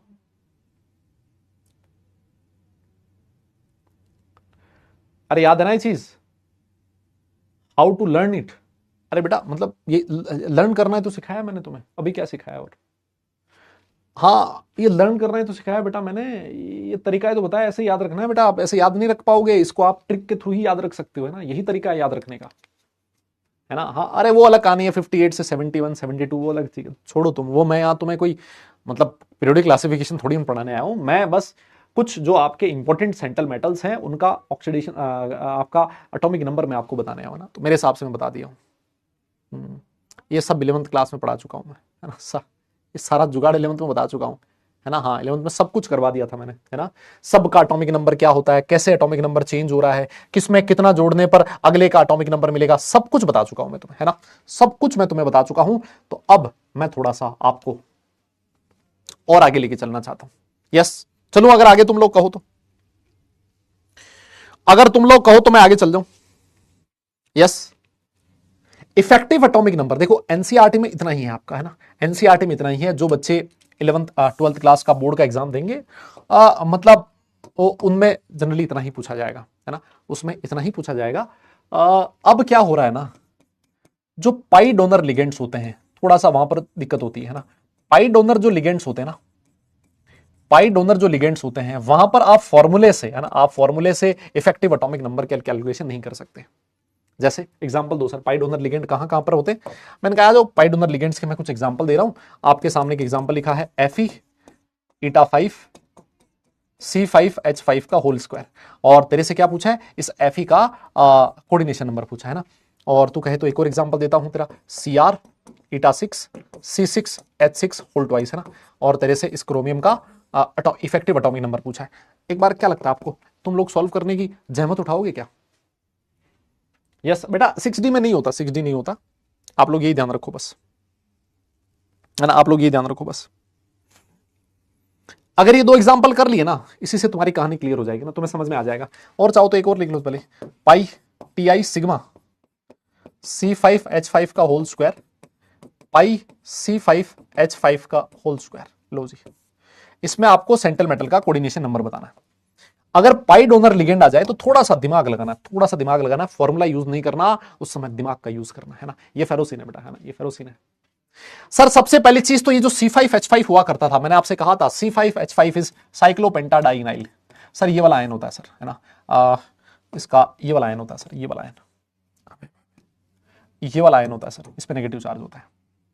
और अगर यहां पर ईटा 5C5H5 लिखा है या फिर पाई C5H5 लिखा है, इसका मतलब ये इस फॉर्म में अपने इलेक्ट्रॉन डोनेट कर रहा है, ये इस फॉर्म में अपने पाई इलेक्ट्रॉन डोनेट कर रहा है। मुझे एक बात बताइए, ये कितने इलेक्ट्रॉन डोनेट करेगा? सर ये सारी चीज आप हमें बता चुके हो। एक साइक्लोपेंटाडाइनाइल आयन जो होता है वो सर 6 इलेक्ट्रॉन डोनेट करेगा।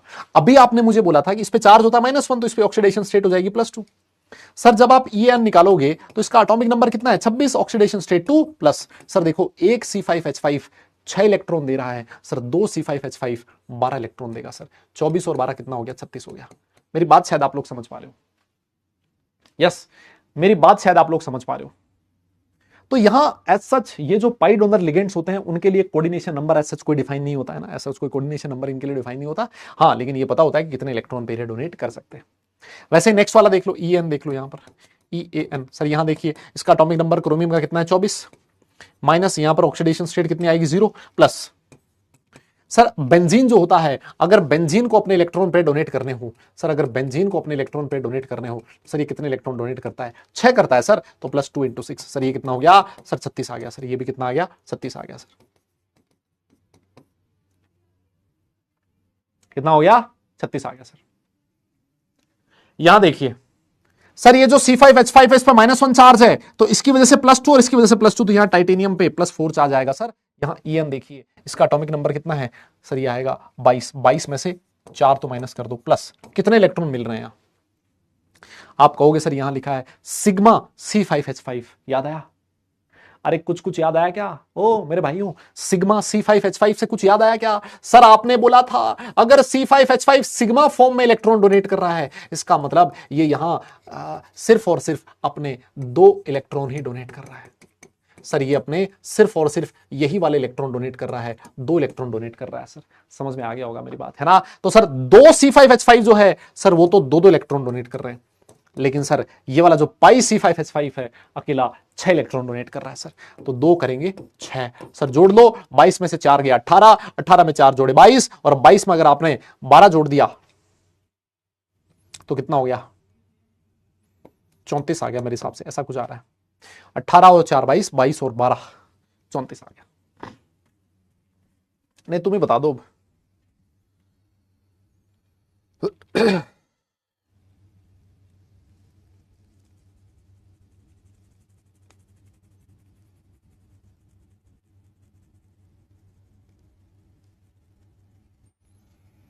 नोट कर लो।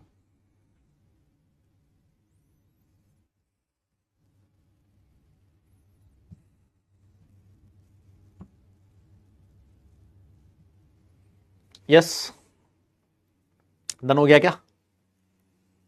पक्का डाउट है क्या कोई किसी का? बताओ यार, इतना आराम आराम से इतना क्लियरली पढ़ा रहा हूं तो मतलब फिर भी तुम्हें डाउट आ गया। जा रहा हूं टेबल पे छलांग मारने। Board mass carrying in the corner, first वाला इक्वेशन में आयन 4 है ना, और सेकंड वाले में 2 है, तो आप दोनों को सेम कैसे बता रहे हो? ये बताओ, इसकी गाड़ी यहीं पे अटकी हुई है, ये कह रहा है इसमें 4 आयन है। हा हा हा हा, आया मुर्गा, मुर्गा आया पकड़ में। बेटा जी देखो, अरे बेटा आपके कॉम्पिटिटर देख लो, है ना, आपका कॉम्पिटिटर देख लो क्या कह रहा है। फर्स्ट वाले इक्वेशन में आयन 4 है, देख रहे हो तुम? कह रहा है इस इक्वेशन में 4 आयन है।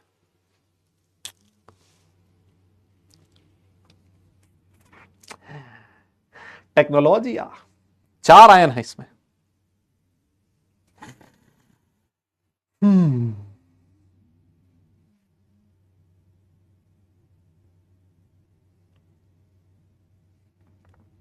क्या करें बताओ,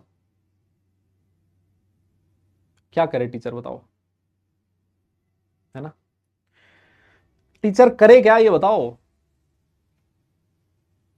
कि जिससे आपका भला हो सके। एक बार कॉल लगाएं क्या इसको?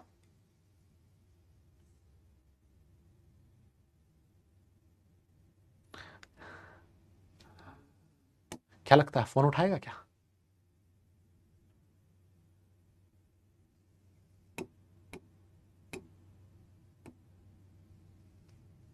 बेटा उठा ले फोन, ओम प्रकाश यादव जी फोन उठा लो एक बार।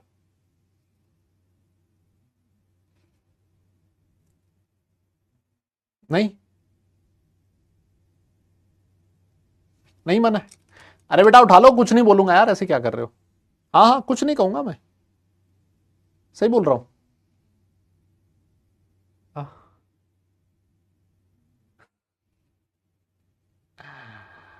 हाँ बताओ यार, फोन नहीं उठा रहा कोई, मैं क्या करूं?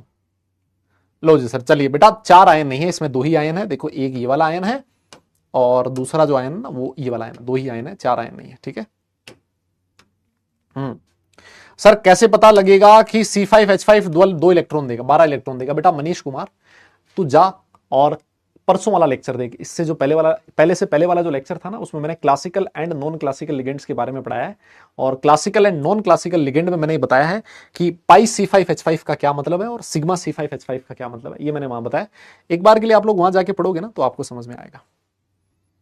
सर आर्यन जी कह रहे हैं सर स्कूल के पेपर में मैंने अमाउंट की जगह क्वांटिटी लिखा और आपने 11th में जो डेफिनेशन सिखाई है वहां नहीं लिखा सकते बोर्ड में, प्लीज सर सजेस्ट। क्या क्या कहना चाहते हो बेटा? मैं समझा ही नहीं, क्या किस में अमाउंट क्या? आर्यन बेटा मुझे आपका क्वेश्चन समझ में नहीं आया। एक CN 2 इलेक्ट्रॉन देता है, बिल्कुल देता है सर। कल की DPP में 56 आ रहा है भाई साहब, क्या देख लड़का क्या कह रहा है, गजब बेटा गजब। DPP के सॉल्यूशन वीडियो में डाइनाइल ना देकर डाई इन दिया है उसको करेक्ट भी माना है। हाँ ठीक है, डाई इन लिख दो, डाई इनाइल है ये, इन प्लस आइल है ये। सर EN कैसे निकाल रहे हो? आशिफ खान बेटा ये निकाल तो रहे, देखो तुम्हारे सामने है ना, मतलब ऐसे चल रहा है मस्ती मजाक में, है ना, कोई काम वाम था नहीं मेरे पास तो मैं आया एकदम, मैंने कहा चलो EN निकालेंगे। हाँ तुम टेंशन मत लो ज्यादा, हाँ ऐसे निकाल रहे हैं चलो।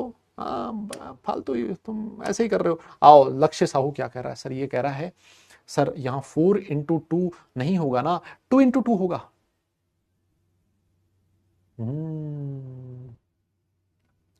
भाई साहब क्या ये बात सही है? देखो देखो यार, बात तो सही कह रहा है ना? बात तो सही कह रहा है ना? लग रहा है तुम्हें सही? अरे बेटा मेरे, तो समझ नहीं रहा बात को। तेरा जो ग्लाई होता है ना, ग्लाई, एक ग्लाई 2 इलेक्ट्रॉन दे सकता है। एक ग्लाई का सॉरी, एक ग्लाई 2 इलेक्ट्रॉन नहीं, एक ग्लाई 2 कोऑर्डिनेट बॉन्ड बना सकता है। सर जो एक ग्लाई है 2 कोऑर्डिनेट बॉन्ड बना सकता है sir, 2 coordinate bond. 2 coordinate bond का मतलब एक ग्लाई 4 इलेक्ट्रॉन दे सकता है, तो 2 ग्लाई 8 इलेक्ट्रॉन देंगे। समझ नहीं रहा तू बात को? स्कूल का बहुत प्रेशर है बेटा, मतलब वो तो मुझे नहीं पता, मुझे इसका तो प्रेशर हुआ था। तो इसी स्कूल की बात कर रहा है क्या? इसका तो जरूर प्रेशर होता था। ये क्या है स्कूल, मतलब इसका मुझे नहीं पता बेटा, है ना? ये कौन सा प्रेशर लगाती है मुझे नहीं पता, ये होता क्या है ये भी मुझे ज्यादा आइडिया नहीं है ना। ठीक है हाँ, how to find oxidation number. हाँ मैडम को कॉल लगाएं क्या, देखें ये फोन उठाती हैं क्या मैडम? ये नहीं उठाओगे तुम लोग, तुम पहले तो बोलते हो सर फोन नहीं लगा रहे हो और फिर फोन लगा देते, फोन उठाते नहीं हो, बताओ, है ना? बताओ, देखो तुम नहीं उठाते हो, मैं क्या करूं बताओ? फिर तुम कहते हो मैं वीडियो कॉल नहीं करता हूं, बताओ।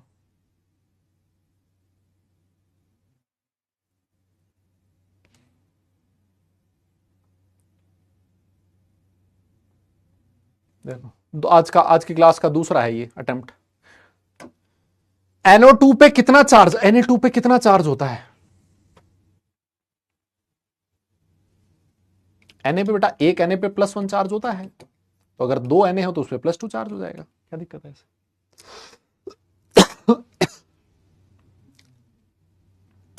बेटा 6D एलिमेंट्स नहीं बनाते ऐसे, मान लो तुम लोग, है ना, उसमें बहुत सारे वो रेडियो एक्टिव वगैरह पता नहीं क्या क्या आ जाता है, छोड़ो उसको। सर ऑप्शन डी कैसे डिसोशिएट होगा? बेटा डिसोशिएट होगा ही नहीं, ये तो न्यूट्रल है, ये तो न्यूट्रल कॉम्प्लेक्स है, बताया तो था तुझे, एग्जाम्पल में लिखवा रखा है। ये क्या है, क्या है बेटा, ये क्या है? हाँ ये पता नहीं क्या है, सोचो, छोड़ दो उसको, हाँ छोड़ो, पता नहीं क्या है, छोड़ो आप। हाँ हाँ, होगी, बहुत कॉमेडी हो गई है, बहुत कॉमेडी हो गई है। चलिए आगे हम लोग चलते हैं, और अब मैं आपको ले चलता हूं एक रूल पे जिसका नाम है सिज्विक रूल ऑफ ईएन, है ना, सिज्विक रूल ऑफ ईएन। ये एक भाई साहब थे, और मैं आपको बताऊं, जो भी बच्चे सिर्फ स्कूल के लिए तैयारी कर रहे हो, है ना, जो भी मेरे भाई बहन सिर्फ और सिर्फ स्कूल के लिए प्रिपेयर कर रहे हो, वो इस वाले टॉपिक को छोड़ सकते हैं ना। लेकिन जो बच्चा आईआईटी जेईई के लिए प्रिपेयर कर रहा है उसको ये पढ़ना चाहिए, क्योंकि क्या पता कभी पूछ ले कुछ, है ना, कभी क्या पता कुछ पूछ ले। देखिए क्या है ये सिज्विक रूल, एक भाई साहब का नाम, इन्होंने एक रूल दिया था, है ना, इन्होंने एक रूल दिया था। इनका ये क्या कहना था, इनका ये रूल कहना था कि ये जो आपके एलिमेंट्स होते हैं, ये एलिमेंट की पता टेंडेंसी क्या होती है, किसी भी एलिमेंट की टेंडेंसी, किसी भी सेंट्रल एटम की टेंडेंसी ये होती है कि वो उससे नेक्स्ट, उससे आगे आने वाली नोबल गैस का इलेक्ट्रॉनिक कॉन्फ़िगरेशन ले ले, है ना। उसने ये कहा कि वो उससे आगे आने वाली नोबल गैस का इलेक्ट्रॉनिक कॉन्फ़िगरेशन लेने की कोशिश करता है कोई भी एलिमेंट। ऐसा क्यों हुआ? वो इसलिए ऐसा होता है कि अगर उसका इलेक्ट्रॉनिक कॉन्फ़िगरेशन वैसा हो गया, अगर उसका इलेक्ट्रॉनिक कॉन्फ़िगरेशन वैसा हो गया, उसका अगर उसका एटॉमिक नंबर एक नोबल गैस के एटॉमिक नंबर के इक्वल हो गया, तो सर वो एक स्टेबल कॉन्फ़िगरेशन होगा और वो स्टेबल हो जाएगा। तो अगर किसी भी कॉम्प्लेक्स का EAN नंबर इनर्ट गैस के एटॉमिक नंबर के इक्वल आता है, तो वो जो कॉम्प्लेक्स है ज्यादा स्टेबल है। ये किसने कहा? That is known as Sidgwick rule. बस आसान है, बहुत सिंपल। लिखता है कि every central atom tries to gain the electronic configuration of succeeding noble gas, so a complex with EN equal to the atomic number of an inert gas is more stable. आप समझ गए हो कि क्यों atomic number के equal, अगर inert gas के equal atomic number तो ज्यादा स्टेबल क्यों है? अरे सर नोबल गैसेस की मतलब इनर्टनेस के चर्चे, उनकी स्टेबिलिटी के चर्चे बहुत दूर दूर तक हैं सर, बहुत दूर तक है ना, बहुत दूर तक है सर। यहां पे कुछ लगा हुआ है ना ऐसे फॉल सीलिंग में, जब भी मैं हाथ ऐसे ऊपर करता हूँ टच हो जाता है, देखो आवाज आएगी, देखना आया ना। हाँ, अब मेरे बहुत सारे बालक बालिकाएं तो ऐसे भी हैं जिनको नहीं पता कि नोबल गैस का एटॉमिक नंबर कितना होता है, बताओ, है ना, ये भी नहीं पता। देखिए मैं आपको बता देता हूं जानकारी के लिए कि एलिमेंट होते हैं helium, neon, argon, argon, krypton, krypton, xenon और रेडॉन। जल्दी से बताओ, अगर इसका एटॉमिक नंबर 2 है, अगर इसका एटॉमिक नंबर 10 है, अगर इसका एटॉमिक नंबर 18 है, तो इसका एटॉमिक नंबर कितना होगा, इसका एटॉमिक नंबर कितना होगा, और इसका एटॉमिक नंबर कितना होगा? जल्दी बताइए।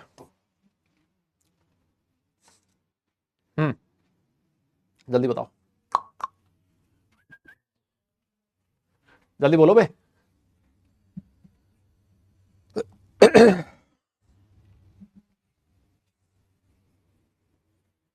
पक्का हो गया? सर देखो, 2 में 8 जोड़ दिया, 8 जोड़ दिया, 8 में 8 जोड़ दो। अरे सर अब की बार 18 जोड़ना पड़ेगा सर, 36 हो गया सर, अब की बार लेकिन 32 जोड़ना पड़ेगा सर। मैंने कहा अच्छा बेटा, अभी तो 18 ही जोड़ेगा, 32 क्यों जोड़ेगा? 18 के बाद वापस 18 आता है ना, तो सर ये 54 हो जाएगा सर, अब की बार तो 32 जोड़ो सर। मैंने कहा ठीक है, पहले 32 जोड़ दिया, कितना हो गया सर? ये 86 हो गया सर। यस। तो देखिए जो आपका 3D सीरीज होता है ना, 3D सीरीज के जो एलिमेंट्स होते हैं उनके लिए जो नोबल गैस आएगी वो कौन सी आएगी सर? उनके लिए नोबल गैस आती है krypton, Z is equal to 36। Sir ये जो 4D सीरीज के एलिमेंट्स होते हैं ना, अब ये 3D सीरीज 4D सीरीज जब मैं आपको D and F block element पढ़ाऊंगा ना, तो वापस पढ़ा दूंगा एक बार के लिए, तुम चिंता मत करना, है ना, रोने मत लग जाना। उनके लिए नोबल गैस आती है सर जिनोन, जिसका एटॉमिक नंबर कितना होता है? 54 होता है। और जब अगर मैं 5D सीरीज की बात करूं ना, तो उनके लिए जो सक्सीडिंग नोबल गैस है वो कौन सी है सर? वो आपकी रेडॉन, और उसका एटॉमिक नंबर कितना होता है? 86 होता है सर। ये थोड़ा सा ध्यान रखिएगा, है ना, कि सक्सीडिंग नोबल गैस का एटॉमिक नंबर कितना है, ये थोड़ा सा ध्यान रखिएगा। मैं एक एग्जाम्पल दूंगा इस पे बेस्ड, है ना, मैं इस पे बेस्ड एक एग्जांपल दूंगा। सुनील भैया टोल्ड अस इन 10th क्लास। हाँ भैया दीदी से पढ़ा हुआ मुझे लगता है तुम्हें ज्यादा समझ में आता है ना। यहां आके साला दिक्कत हो जाती है 11th 12th में, वहां सब कुछ अच्छा चलता है ना। 9th 10th में कितने सुहाने दिन होते हैं ना, वहां जो भी पढ़ाओ सब समझ में आ रहा है ना, टीचर भी मस्त है, भैया हैं, दीदी हैं, है ना, बढ़िया बढ़िया बातें हैं, है ना, बढ़िया क्वेश्चंस हैं, कभी कुछ चल रहा है, कभी कुछ चल रहा है ना। और जैसे 11th क्लास में आते हो, फिजिकल केमिस्ट्री का मास्टर आता है और वो मोल कॉन्सेप्ट पढ़ाता है, और जैसे ही मोल कॉन्सेप्ट पढ़ाया, है ना, एकदम से होशो हवाश एकदम से गायब हो जाते हैं। बोले ये क्या हो गया, कुछ समझ ही नहीं आ रहा ये क्या हो गया, नहीं। और वो जो मास्टर एकदम एकदम विलन की तरह बिहेव करने लगता है, नहीं क्या, उसको बच्चे को लगता है ये कौन आ गया, 9-10 बहुत अच्छा था, भैया दीदी इतना अच्छा पढ़ाते तुझे, है ना। और यहाँ आके टीचर आता है एकदम से, हाँ भैया मोल कॉन्सेप्ट पढ़े, आज हम लोग मोल कॉन्सेप्ट पढ़ेंगे, आज हम लोग स्टोइशियोमेट्री करेंगे, आज हम लोग लिमिटिंग रिएजेंट। बच्चा घूमता रहेगा साला, ये क्यों हो गया मेरे साथ ऐसा, है ना। तो है दिक्कत थोड़ा सा, है ना। हाँ, अब क्या करें भाई, अब जो है सो है, अब ऐसा ही सिलेबस है, हम भी मजबूर हैं बेटा, है ना, हम भी मजबूर हैं, हम कुछ नहीं कर सकते, हमें करवाना पड़ रहा है बस, है ना, बस हमें करवाना पड़ रहा है बेटा, ये जेई का सिलेबस है बस। तुम तो मुझे ये बताओ, EAN सिज्विक रूल के अकॉर्डिंग इनमें दोनों में से ज्यादा स्टेबल कौन है, सिज्विक रूल के अकॉर्डिंग इन दोनों में से ज्यादा स्टेबल कौन है, इन दोनों में से ज्यादा स्टेबल कौन है, हाँ जल्दी बताओ। ना ना भाई, हमारे 11th-12th के मास्टर के साथ तुम भैया लगाते ही नहीं हो, मुझे पता है ना, क्योंकि तुम्हें पता लग जाता है ये भैया भैया वाला मामला नहीं है, यहां कुछ अलग है, यहां कहानी अलग ही है, सिस्टम है ना, तो है ना। हाँ मतलब है ऐसा ही, अब क्या करें। हम्म, आओ सर, जो सिज्विक ने बोला उस सिज्विक के अकॉर्डिंग मुझे बताओ इन दोनों में से ज्यादा स्टेबल कौन है। सर देखो, यहां पर इसका ऑक्सीडेशन स्टेट +3 है, यहां पर इसका ऑक्सीडेशन स्टेट +2 है। अगर आप यहां पर इसका EAN निकालोगे, है ना, EAN निकालोगे तो देखो ये आएगा 26 - 3 + 12, कितना आ रहा है सर, 26, 26 और 12 हो जाएगा सर, 24 और 12, 23 और 12 35 होता है सर। यहां देखिए EAN अगर आप लोग निकालोगे ना तो वो कितना आएगा, 26 - 2 + 12, और सर ये आ रहा 36, है ना। तो अकॉर्डिंग टू सिज्विक रूल, है ना, अगर मैं इसको ए बोल दूं और अगर मैं इसको बी बोल दूं, अगर मैं इसको बी बोल दूं, तो अकॉर्डिंग टू सिज्विक रूल, है ना, according to Sidgwick rule which is more stable, जो स्टेबिलिटी है वो किसकी ज्यादा है सर, 2 की ज्यादा है, ए से। क्यों, क्योंकि इसका जो एटॉमिक नंबर है सर, वो इसका जो EN है ना, इसका जो EN है बेटा, वो किसके नंबर आ रहा है, किसके इक्वल आ रहा है, इनर्ट गैस के एटॉमिक नंबर के इक्वल आ रहा है। लेकिन practically it was observed, practically it was observed, practically it was observed that A is more stable than B।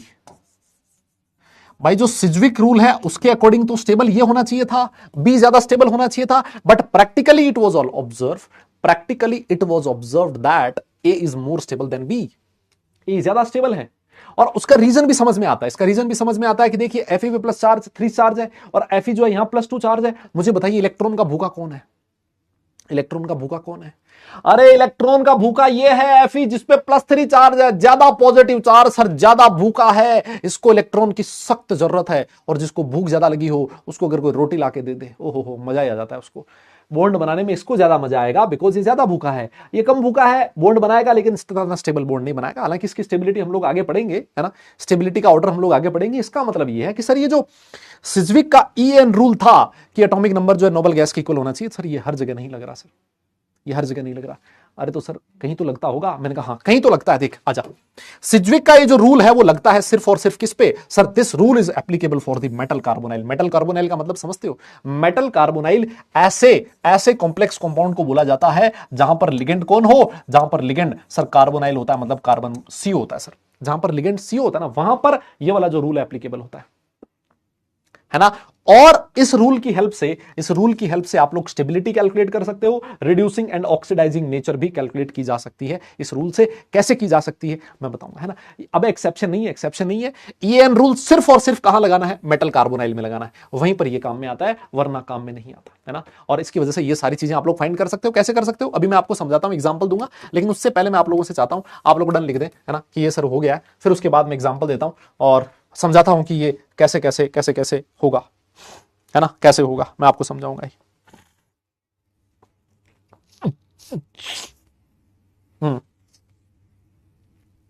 लेकिन कार्बोनाइल में भी सुनो, ये जो कार्बोनाइल होते हैं ना उसमें भी देखो एक्सेप्शन है, एक VCO6 है ना, ये एक एक्सेप्शन है ना, कार्बोनाइल में भी एक एक्सेप्शन है, VCO6 है ना।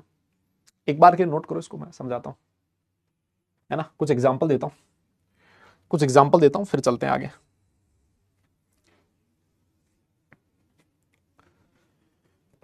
आओ देखो एक एग्जाम्पल देता हूं मैं तुम्हें, है ना। हम्म हम्म हम्म हम्म। एक मैं आपको एग्जाम्पल देता हूं, और जो एग्जाम्पल है वो क्या कह रहा है, इसको नीचे भेजो, अभी ये वाली स्लाइड नहीं काम में आएगी। हाँ, जो एग्जाम्पल है वो मैं आपको देने जा रहा था। एग्जाम्पल है कुछ ऐसा, है ना। एक क्वेश्चन लिखा आपके सामने कि find the value of x, है ना। मान लीजिए ऐसा क्वेश्चन पूछा आपसे कि find the value of x, है ना। आपसे बोला गया find the value of x. Sir x की वैल्यू बताओ, है ना। बेटा रोने मत लग जाना, बस कई लोग मुझे जैसे ही मैं एक्स लिखता हूं ना, कई बार मुझे एकदम से होने लगता है कि कहीं आंसू ना टपकने लग जाए तुम लोगों के। CRCOX, है ना। आपको एक्स की वैल्यू बतानी। सर देखिए ये एक्स की वैल्यू कैसे बतानी है, सबसे पहली चीज तो मैं आपको ये बताऊं, सबसे पहली चीज तो मैं आपको ये बताऊं कि ये जो दोनों कॉम्प्लेक्स हैं सर, ये कैसे हैं सर, ये मेटल कार्बोनाइल्स हैं। ये कैसे हैं बेटा, सर ये मेटल कार्बोनाइल है, और मेटल कार्बोनाइल है तो सर यहां पर आप लोग सिज्विक रूल लगा सकते हो, है ना। सिज्विक रूल लगा सकते हो। सबसे पहले एफई के लिए, सबसे पहले इसका मैं फर्स्ट लिख देता हूं, इसको मैं 2 ले देता हूं। तो सर सबसे पहले जो एफई है उसके लिए ई निकालिए सर, कितना होगा सर, एटॉमिक नंबर कितना होगा इसका, सर एटॉमिक नंबर होगा, जल्दी बोलिए कितना सर, एटॉमिक नंबर होगा सर 26। इसका oxidation state 0 plus coordination number x कितना है, कोऑर्डिनेशन नंबर 2 है सर। इसका कोऑर्डिनेशन नंबर कितना मानूं सर, 2 इंटू एक्स मान लो ना सर, एक CN ये बनाएगा एक्स। सर इस कोऑर्डिनेशन नंबर, इस EN को मैं किसके इक्वल मानूंगा, ये मानते हुए कि इसका जो EN है वो नोबल गैस के इक्वल है 36, इसके बाद आने वाली जो नोबल गैस है उसके एटॉमिक नंबर के इक्वल है 36।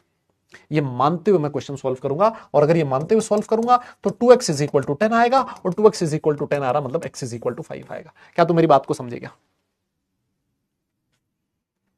और वैसे ही इसमें भी सेम यही मानूंगा, ये फर्स्ट वाला है, ये फर्स्ट है बेटा, सेकंड नहीं है ना, फर्स्ट है, ये फर्स्ट है। और अगर मुझे सेकंड का करना है, क्रोमियम का सर 24 होता है ना, इसका ये निकालिए सर, ये हो जाएगा 24, oxidation state 0 plus 2x is equal to, इसका भी कितना मानूंगा मैं 36, EN कितना मानूंगा 36। तो सर यहां से 2x का वैल्यू कितना आ रहा है सर, 2x आ रहा 12, और x इज इक्वल टू कितना आ रहा है 6। तो क्योंकि आप लोग ये कह सकते हो कि जो कार्बोनाइल कंपाउंड्स हैं उन कार्बोनाइल कंपाउंड्स के लिए EAN रूल एप्लीकेबल है। यस, अगर EN लग रहा है ना, EAN लग रहा है तो सर फिर EAN रूल अगर उन पे एप्लीकेबल है तो उसका जो EN है वो नोबल गैस के इक्वल मानो, उसके आगे आने वाले नोबल गैस के इक्वल मानो। और सर क्वेश्चन कर दो, क्या दिक्कत है बेटा। x की वैल्यू बहुत हाई है, 5 और 6 देख रहे हो तुम, x इज इक्वल टू 5, है ना। हाँ बेटा, कोऑर्डिनेशन नंबर x है तो यहां होता था 2 इंटू कोऑर्डिनेशन नंबर, तो 2 इंटू एक्स हो जाएगा। ठीक है सर, सर ये हमें समझ में आ गया। थोड़ा और आगे चल दिए सर, कोई बढ़िया क्वेश्चन हो, है ना। Sir x is equal to 5, sir हमारी किस्मत कहां ऐसी, है ना। आइए सर एक क्वेश्चन और करते हैं। फाइंड ऑक्सीडाइजिंग और reducing nature of the complexes, है ना। हमसे क्वेश्चन ये पूछ रहा है कि उनका ऑक्सीडाइजिंग या फिर रिड्यूसिंग नेचर बताइए आप, है ना। जैसे मैं आपके सामने एक एग्जांपल लिख रहा हूं, ये वाला फर्स्ट वाला एग्जांपल VCO6 लिख दिया, बताओ जरा दूसरा कौन सा लिखें, ये लिख दो CR या CO लिख दो, चलो CO4 2 माइनस। करो जरा, फटाफट करो भाई।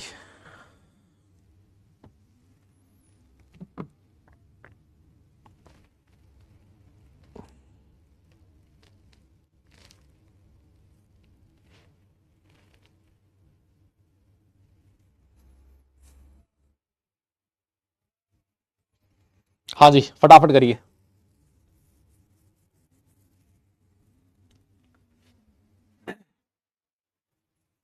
फटाफट करिए, हाँ ठीक है, तो एक्सेप्शन है तो क्या हो गया, तुम करो तो सही।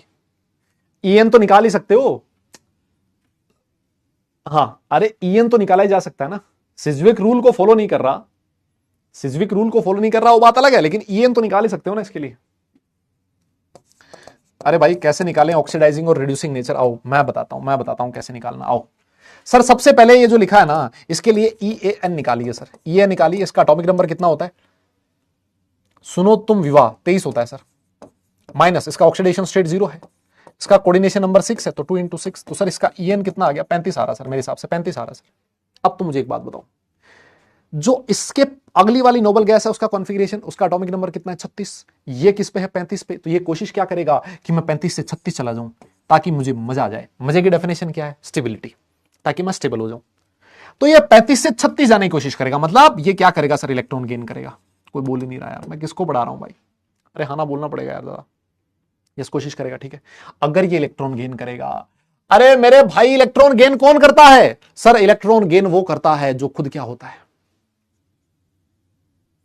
इलेक्ट्रॉन गेन करने का जो प्रोसेस है उसको रिडक्शन बोला जाता है, और जिस सब्सटेंस का रिडक्शन होता है वो खुद एक ऑक्सीडाइजिंग एजेंट होता है। तो सर इसका मतलब यह है कि ये जो पहला कंपाउंड है सर, ये कैसा है? एक ऑक्सीडाइजिंग एजेंट है। क्या मेरी बात को तुम समझ गए? क्या नहीं बोलना पड़ेगा? क्या तुम समझ गए? क्या आपको बोलना पड़ेगा? यस सर, बिल्कुल सिमिलर क्वेश्चन ऐसा ही ये है। इसका ये निकालो सर, इसका एटॉम, इसका ऑक्सीडेशन स्टेट +2 आ रहा है। नहीं सर -2 आ रहा है, कैसी बात कर रहे हो? -2 है सर ये तो, ऐसा -2 है। अच्छा, x+4 = -2, ठीक है। तो सर इसका एटॉमिक नंबर कितना होता है? सुनो तुम विवाह कर लो, कोई नहीं कहेगा फिर। 27 होता है सर, 27 -2 + 2 × 4। देखिए कितना हो गया, 27 में से 2 गया, 25, 25 में 8 जोड़ दिए, 25 में 8 जोड़ दो सर, ये कितना आ रहा है? कुछ गलत किया क्या? देखना एक बार। -2 है सर, तो ये +2 हो जाएगा सर। ये हो गया 29, और सर 29 में 8 जोड़ दिया तो सर ये 37 बन गया सर, 37। अच्छा, इसका 37 है, इसका 37 है। और सर इसके पास में जो नोबल गैस है वो कौन सी है? 37 है। नहीं, ये आगे देखेगा, 35 से तो 36 तक जाने की कोशिश करेगा, और जो जस्ट 37 पे है वो क्या करेगा? वो चाहेगा यार अगर मैं 37 तक पहुंच जाऊं ना, 37 वाला चाहेगा मैं 36 तक पहुंच जाऊं ताकि मेरा भला हो जाए। तो ये इलेक्ट्रॉन डोनेट करेगा, और जो इलेक्ट्रॉन डोनेट करता है सर उसका खुद का रिडक्शन होता है, सॉरी उसका खुद का ऑक्सीडेशन होता है, और वो खुद एक रिड्यूसिंग एजेंट होता है सर। बताइए, फिजिकल केमिस्ट्री तुम लोग पढ़ चुके हो, और मैंने ऐसे सुना है कि फिजिकल केमिस्ट्री में तुम माहिर हो, है ना? फिजिकल केमिस्ट्री में तो कोई तुम्हें मतलब हरा ही नहीं सकता, ऐसा मैंने सुना है। समझ में आ गया क्या? तो ऐसे जो क्वेश्चंस होते हैं बेटा, इस तरीके से करने होते हैं आपको।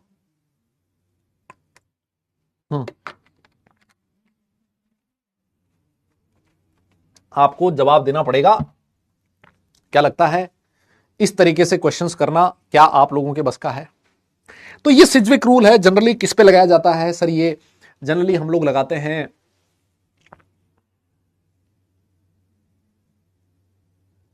गलत सुना है? नहीं, गलत सुना है क्या? अफवाह है बेटा। खुद के बारे में अगर कोई अच्छी अफवाह उड़ रही हो ना, तो उसको उड़ने देना चाहिए, है ना? वैसे भी कम ही उड़ती है अच्छी अफवाह, है ना? हाँ, तो उसको उड़ने देना चाहिए, है ना? आओ सर, आओ सर। ये काफी सारी अच्छी अच्छी चीजें आपने बता दी सर। मैं आपसे एक क्वेश्चन पूछना चाहता हूं। मैंने कहा यार मास्टर का तो काम इस वाला क्वेश्चन का जवाब देना ही है ना? आओ सर, ये जो MnCO5 आपने लिखा है, मान लीजिए आपने MnCO5 लिखा, आप एक काम कीजिए, इसका EN कैलकुलेट करके बताइए। जल्दी से बताओ इसका EAN कितना होगा? इसका EAN कितना होगा? जल्दी बताओ इसका EAN कितना होगा? जल्दी बताओ।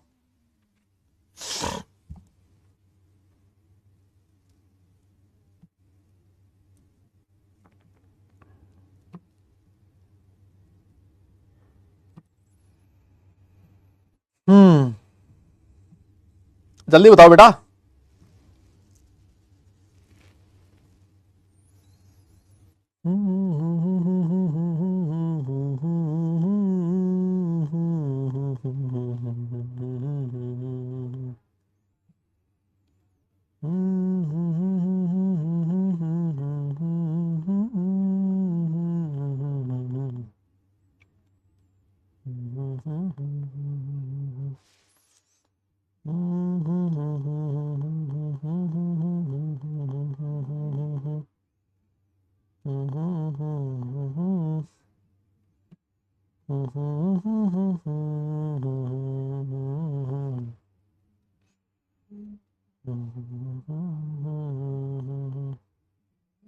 हो गया क्या? 35 आ रहा पक्का? पक्का 35 आ रहा है? चलो सर, आपने कहा तो मैंने लिख दिया 35। देखो अगर इसका ये नंबर 35 है, इसका मतलब ये सर स्टेबल तो नहीं है सर, है ना, ये सर स्टेबल तो नहीं है सर, ये वाला जो आपका कार्बोनाइल कंपाउंड है वो स्टेबल तो नहीं है सर, लेकिन इसकी टेंडेंसी है स्टेबल होने की, है ना, ये कोशिश करेगा कि मैं स्टेबल हो जाऊं। तो देखो इसके पास एक पॉसिबिलिटी है, क्या, सबसे पहले इसके पास पॉसिबिलिटी है कि ये इलेक्ट्रॉन गेन कर ले, ये क्या करे, इलेक्ट्रॉन गेन कर ले। अगर ये इलेक्ट्रॉन गेन कर लेगा तो क्या बनेगा, MnCO5 माइनस बन जाएगा, और जैसे ही माइनस आया, जैसे इसने एक इलेक्ट्रॉन गेन किया, तो सर इसका जो En है वो 36 हो गया सर। क्या आप लोग ऐसा कह सकते हो, हाँ सर ये 36 हो गया, हाँ बोलो सर इसका जो En नंबर है वो कितना हो गया, 36 हो गया, बताइए। ठीक है सर, ये सर इसके पास पहली पॉसिबिलिटी है ना, और इलेक्ट्रॉन गेन कर रहा है तो किसकी तरह बिहेव करेगा, ऑक्सीडाइजिंग एजेंट की तरह बिहेव करेगा, पहली पॉसिबिलिटी है सर, कोई दिक्कत नहीं। अब मैंने कहा एक बात और बता, इसके पास एक और पॉसिबिलिटी है, क्या, बोले सर बताइए बताइए क्या है, मैंने कहा इसका डाइमराइजेशन हो जाए। बोले सर ये तो बहुत बड़ा नाम ले लिया आपने, सर इसका डाइमराइजेशन हो जाए। सर जब डाइमराइजेशन होगा तो क्या बनेगा, डबल कर दो सर, डबल कर दिया Mn2CO10, सर ये Mn2CO10 हो जाएगा सर, ये हो जाएगा सर डबल करते ही। हाँ बात तो सही है, लेकिन इससे फायदा क्या हुआ सर, मैंने कहा देख अभी बताता हूं क्या फायदा हुआ।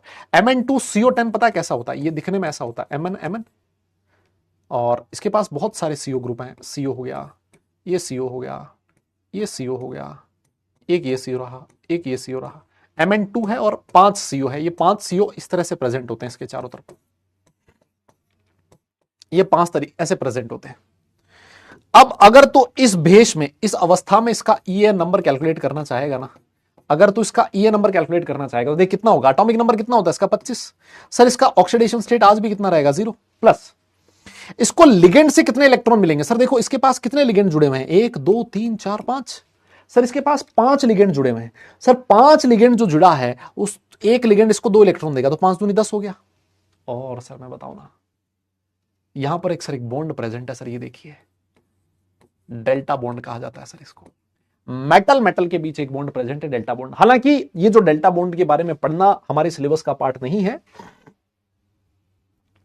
ना, क्या कह रहा हूं मैं, हालांकि इस डेल्टा बॉन्ड के बारे में पढ़ना हमारे सिलेबस का पार्ट नहीं है, लेकिन फिर भी मैं बता दूं कि दो मेटल के बीच ये जो बॉन्ड प्रेजेंट होगा ये डेल्टा है।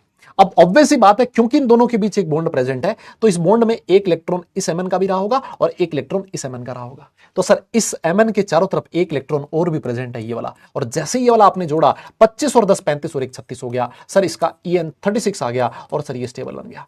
मतलब अगर ये डाइमराइज हो जाए तो डाइमराइज होने से भी इसका काम चल जाएगा, कोई बोल ही नहीं रहा। हाँ नहीं मैंने पढ़ाया है अर्जुना में, डेल्टा बॉन्ड पढ़ाया है, ठीक है, एडवांस में क्या, ये इसीलिए तो पढ़ाया था, इसीलिए पढ़ाया था क्योंकि मैंने वहां पर डेल्टा बॉन्ड इसीलिए पढ़ाया था, क्योंकि जब मैं यहां पर डेल्टा बॉन्ड बोलूं तो तुम एकदम से भुचक के ना रह जाओ, तुम ऐसे ना देखो डेल्टा ये क्या होता है ना, ऐसा ना हो जाए। यस लेकिन इसीलिए मैं आपसे कहा था उधर कि 4 4 8 टोटल 8 जो लोब्स होते हैं वो ओवरलैप होते हैं ना, डेल्टा बॉन्ड बनता है ना, वो इसीलिए कहा था कि जब भी मैं 12th क्लास में जाऊं, कुछ बच्चे हो सकता है 12th क्लास में मेरे से इनऑर्गेनिक पढ़ें, और वो जब इनऑर्गेनिक पढ़े और जब मैं डेल्टा बॉन्ड बोलूं तो ये ना बोले सर हमने नहीं पढ़ा, है ना, इसलिए पढ़ाया था। ठीक है, ये वाला नोट करो एक बार के लिए, समझ में आया ना, ये बहुत जानदार बहुत शानदार कॉन्सेप्ट है यार, बहुत जबरदस्त कॉन्सेप्ट है, मजा आ जाता है ऐसे कॉन्सेप्ट पढ़ा के, है ना। हालांकि ये पूछेगा तो कभी एडवांस में पूछेगा, है ना, मेंस वगैरह में तो शायद इसके पूछे जाने की प्रोबेबिलिटी काफी कम है। नोट कर लिया होगा मेरे हिसाब से आपने, अगर नोट हो गया तो डन लिख दो, अगर नोट हो गया तो डन लिख दो, फिर आगे चलेंगे, अगर नोट हो गया तो डन लिखो, फिर आगे चलेंगे। यस फटाफट फटाफट कर लो।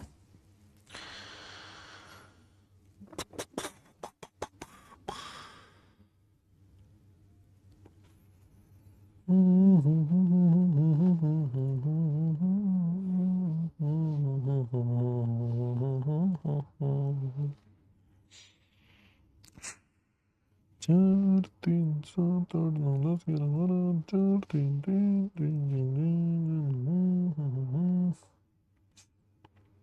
हो गया क्या?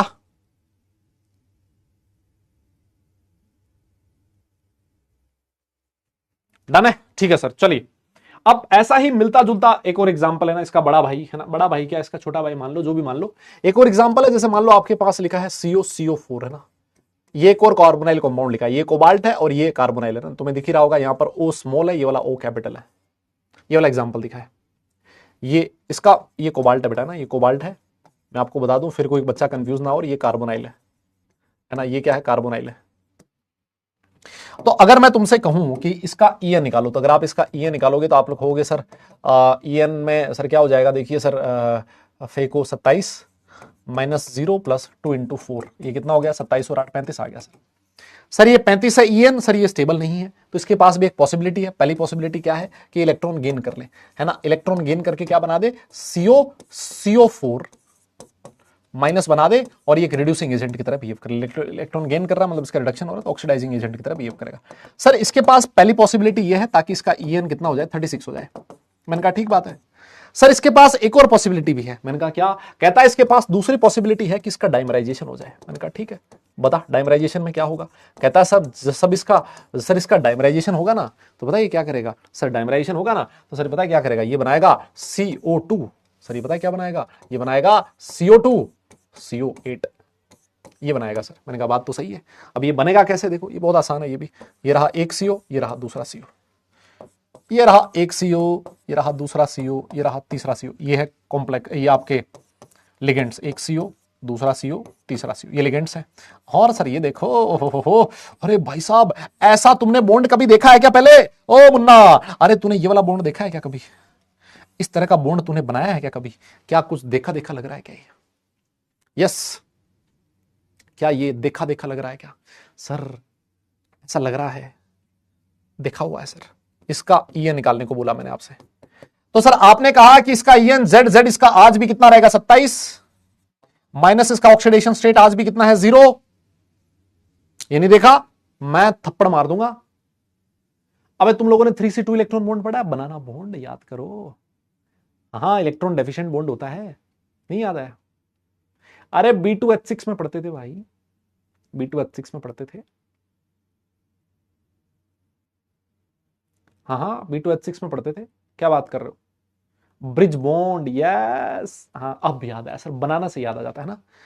अरे बेटा ऐसा बॉन्डिंग तो पड़ा है ना B2H6 में, यहां B होता था, यहां B होता था, बीच में हाइड्रोजन होता था ऐसे, यहां पर हाइड्रोजन होता था ऐसे, याद है। ठीक है सर, हाँ देखिए, तो सर देखो ये वाले जो बॉन्ड है, ये वाले जो बॉन्ड है ना तीनों, सर ये टर्मिनल बॉन्ड्स जो हैं, these are terminal bond. Sir ये टर्मिनल बॉन्ड तो 2 सेंटर 2 इलेक्ट्रॉन बॉन्ड है सर, है ना। एक CO जो है सर 2 इलेक्ट्रॉन दे रहा सर, यहां कोई दिक्कत नहीं है सर। ये जो 3 है ना सर, ये 3 लिगेंड है, वो 2 इलेक्ट्रॉन देंगे, तो टोटल कितने आ गए, 2 इलेक्ट्रॉन आ गए। ठीक है सर, 3 × 2 आ गया। सर देखिए ये वाला जो बॉन्ड है, ये डेल्टा बॉन्ड है सर, इसमें एक डेल्टा बॉन्ड है, इसका मतलब इस CO के पास एक इलेक्ट्रॉन ये भी है। लेकिन सर एक बात बताओ सर, ये जो बॉन्ड है जो आप 3C2 इलेक्ट्रॉन बॉन्ड बोल रहे हो, क्यों, क्योंकि सेंटर कितने हैं, 1 2 3 3 सेंटर है, और इलेक्ट्रॉन कितने हैं सर, 2 ही इलेक्ट्रॉन का इन्वॉल्वमेंट है इस बॉन्ड में, सिर्फ 2 ही इलेक्ट्रॉन का इन्वॉल्वमेंट है। इसका मतलब ये जो CO है, एक इलेक्ट्रॉन इधर दे रहा है, एक इधर दे रहा है, इसका मतलब इस CO के पास इस CO से दिया हुआ 1 इलेक्ट्रॉन और इस CO से दिया हुआ 2 इलेक्ट्रॉन, 2 एक्स्ट्रा है सर। 27 और 1 28, 28 और 2 30, 30 और 6 36, लो आ गया सर, EN 36 आ गया, और इसको मजा आ गया सर, एकदम गजब, स्टेबल हो गया सर ये, सर ये स्टेबल हो गया, 36 आ गया सर ये, चेक कर लो, क्या ये चीज क्लियर है क्या। हाँ 3C2 इलेक्ट्रॉन बॉन्ड प्रेजेंट है सर इसमें, बनाना बॉन्ड है ना, ब्रिज बॉन्ड प्रेजेंट है ना, इस वजह से इस बॉन्ड में दोनों इलेक्ट्रॉन, इस बॉन्ड के दोनों इलेक्ट्रॉन नहीं आएंगे, यहां 2 इलेक्ट्रॉन नहीं देगा CO, क्योंकि अगर 2C2 इलेक्ट्रॉन होता तो ये CO 2 इलेक्ट्रॉन देता, या 3C2 है तो ये सिर्फ और सिर्फ 1 इलेक्ट्रॉन देगा, ये वाला 1 इधर देगा, ये वाला भी 1 इधर देगा। इसका 36 है तो इसका भी 36 होगा, क्या गजब चीज है, मजा आ गया कि नहीं आ गया। इसको नोट कर लीजिए, नोट हो गया तो डन लिख दीजिए। और ये वाला क्वेश्चन था जो आपको लास्ट क्लास में होमवर्क दिया गया था ना, एक क्वेश्चन था ना लास्ट क्लास वाला। बेटा ये कैसे पता लगा, मुझे कैसा पता लगा, ये स्ट्रक्चर है, इसीलिए तो मैं तुम्हें बना रहा हूं ताकि तुम्हें पता रहे।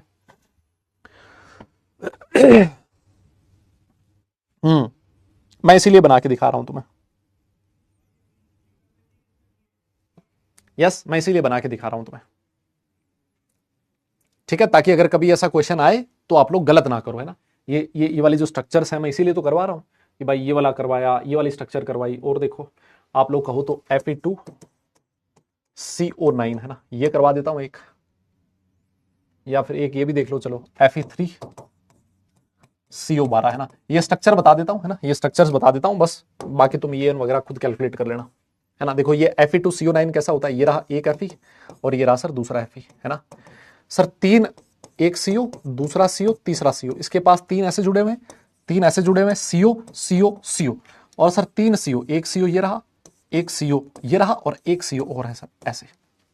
इसके पास भी सर एक डेल्टा बॉन्ड प्रेजेंट है ना। अब आप लोग EN वगैरह आप लोग खुद कैलकुलेट कर लेना। यस, EN वगैरह आप लोग खुद से कैलकुलेट करोगे, है ना। ये देख लेना, ये सिर्फ मैं तुम्हें स्ट्रक्चर बताने के लिए ना।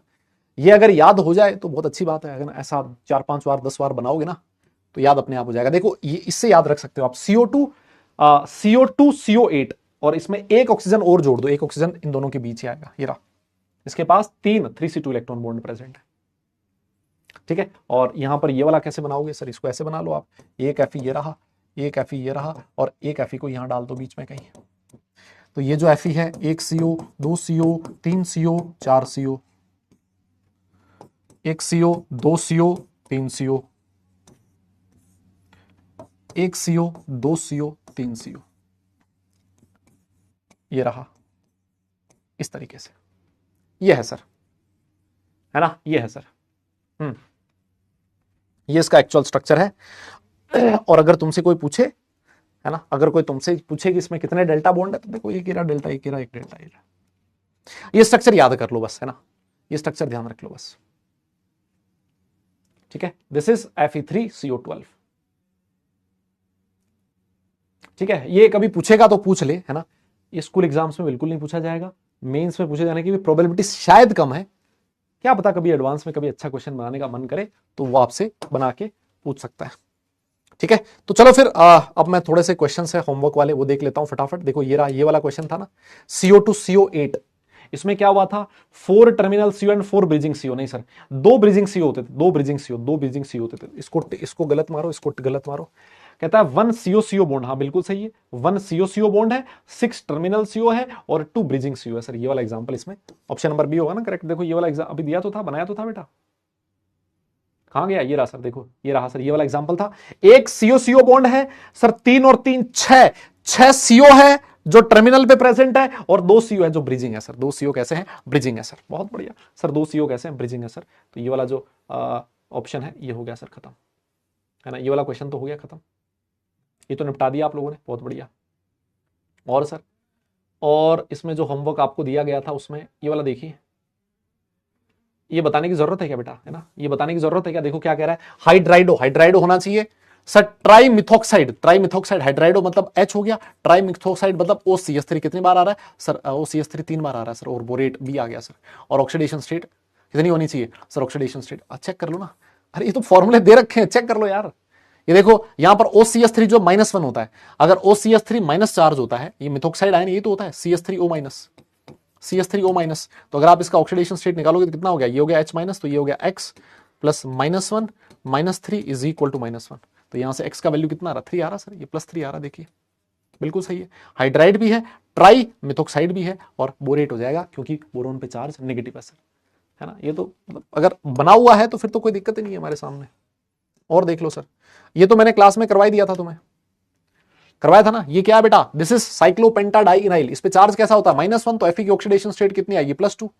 फेरोसिन तो इसका कॉमन नेम है ना, फेरोसिन तो इसका कॉमन नेम है। और इसका नाम में साइक्लोपेंटाडाइइन आ रहा है, इसके नाम में ही डाई आ रहा है, इसका मतलब इसका नाम बिस से स्टार्ट होगा सर, बिस साइक्लोपेंटाडाइनाइल और आयरन 2। बोलिए क्या दिक्कत हुई, ये तो बहुत आसान क्वेश्चंस थे बेटा, बोलना पड़ेगा। यस, और देख लो, बताओ ये वाला था, अरे सर इसमें तो क्या बताना है सर, हेक्सा अमाइन है सर, हेक्सा अमाइन क्रोमियम और उसकी ऑक्सीडेशन स्टेट 3 है सर। इसको उड़ाओ पहले तो, इसको उड़ाओ पहले तो, और इसको उड़ाओ, एक ही ऑप्शन बचा, हेक्सा अमाइन क्रोमियम 3। ऐसे क्वेश्चंस तो सर हम आधे नींद में भी कर देते हैं सर, है ना, आधे नींद में भी कर देते हैं सर। नेक्स्ट क्वेश्चन देखिए, कह रहा है कि which of the following pair of the name और formula of the complex is not correct, कौन सा करेक्ट नहीं है, कौन सा करेक्ट नहीं है बेटा। ये मैंने इतनी बार एग्जांपल दिया है ना तुम्हें, इतनी बार एग्जांपल दिया ना, तो रट जाना चाहिए था, है ना, इतनी बार एग्जांपल दिया ना कि रट जाना चाहिए था। देखो K4FeCN6 में जो Fe है उसका ऑक्सीडेशन स्टेट +2 होता है सर, +3 नहीं होता, यहां पर 3 दिया है। मैं बाकी चेक ही नहीं करूंगा, मैं बाकी चेक ही नहीं करूंगा, सीधा ऑप्शन नंबर डी पे टिक मारूंगा और आगे बढ़ जाऊंगा, है ना। और देखिए, नहीं तुम लोग कह रहे हो भाई डिस्कस करना है, कल को साला पता चले, है ना, होमवर्क डिस्कस नहीं किया, जैसे क्लास खत्म होएगी, है ना, वो तुम्हारे पास वो आता है ना, क्या आता है वो, स्टार मार्क करने होते हैं, कितने स्टार दोगे ना टीचर को, है ना, मतलब हर क्लास में जज करते हो तुम लोग, है ना, तो वो कमेंट भी लिखवाते हैं तुमसे, मास्टर होमवर्क डिस्कशन नहीं करता, है ना, मास्टर टाइम पास कम करता है क्लास में, ऐसे ही आते हैं। टाइम पास ज्यादा करने वाले कमेंट नहीं आते, कम टाइम पास होता है क्लास में, बोरियत फील होती है, ऐसे ऐसे कमेंट। तो फिर इससे अच्छा भाई कर ही दो, है ना, क्योंकि तुम लोग इतने सारे बच्चे कह रहे हो, है ना। आओ इसका नाम भी देख लो, यह है सर जिनोन, यह है सर जिनोन। जिनोन का नाम पहले लिखना है, हेक्सा नाम नहीं आएगा सर। जिनोन हेक्सा फ्लोराइडो प्लेटिनेट आएगा सर, प्लेटिनेट आएगा, 8 आएगा, क्योंकि प्लेटिनम जो है सर कौन सी में है सर, कौन सी में है सर, वो मतलब नेगेटिव पार्ट में है सर, ठीक है। प्लेटिनेट 6 तो हो नहीं सकता सर, एक ही ऑप्शन बचता है बी, है ना। 6 तो तब होगा जब FeA की ऑक्सीडेशन स्टेट 0 हो सर, है ना, वो हो नहीं सकती। ये वाला देखिए 2022 का क्वेश्चन है सर, इसमें लिगेंड कौन कौन से हैं सर, 1 एक्वा, 4 एक्वा और 2 है अमाइन, और अमाइन पहले आता है, क्लास में भी करवा रखा है। तो ये आएगा डाइअमाइन, है ना, diamine, tetra aqua, cobalt 3 chloride. देख लो पहले कौन आएगा, पहले कौन आएगा, टेट्रा, टेट्रा एक्वा डाइअमाइन। देखो ये वाला क्वेश्चन था, देखो इसमें AMINE लिखा है, यहां AMMINE लिखा है, तो ये वाला करेक्ट है सर, है ना, AMM जो है ना वो करेक्ट था। आइए नेक्स्ट क्वेश्चन ये रहा, हाँ ये वाला क्वेश्चन। हो जितने हो जाए बेटा उतने करवाने की मैं तो कोशिश कर रहा हूं, बाकी अब देख लो यार। ये वाला क्वेश्चन देखो फटाफट।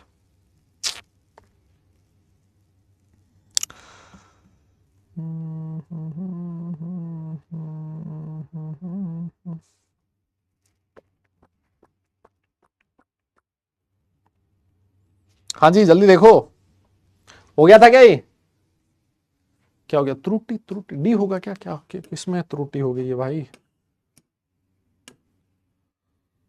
अच्छा अरे पहले आएगा ना भाई, हाँ हाँ अमाइन पहले आएगा ना, अमाइन पहले आएगा ना, ठीक है ठीक है ठीक है, एक्वा बाद में आएगा, ठीक है ठीक है भाई। देखो देखो क्या कह रहा है, पोटेशियम टेट्रासाइनाइडो निकलेट। देखो अगर पोटेशियम लिखा है मतलब के बाहर लिखना है, टेट्रासाइनाइडो और निकल लिखा है निकल, और टेट्रासाइनाइडो मतलब टेट्रा, ये 4 CN है, ये वाला फॉर्मूला बनेगा। लेकिन सर एक बात बताऊं, अगर ये वाला फॉर्मूला यूज करते हो ना आप, तो इसके अकॉर्डिंग जो निकल है उसका ऑक्सीडेशन स्टेट +3 आ रहा है, लेकिन सर +3 नहीं है, क्वेश्चन में बोला गया +2, इसका मतलब यहाँ K2 लिखना पड़ेगा सर, खत्म हो गया।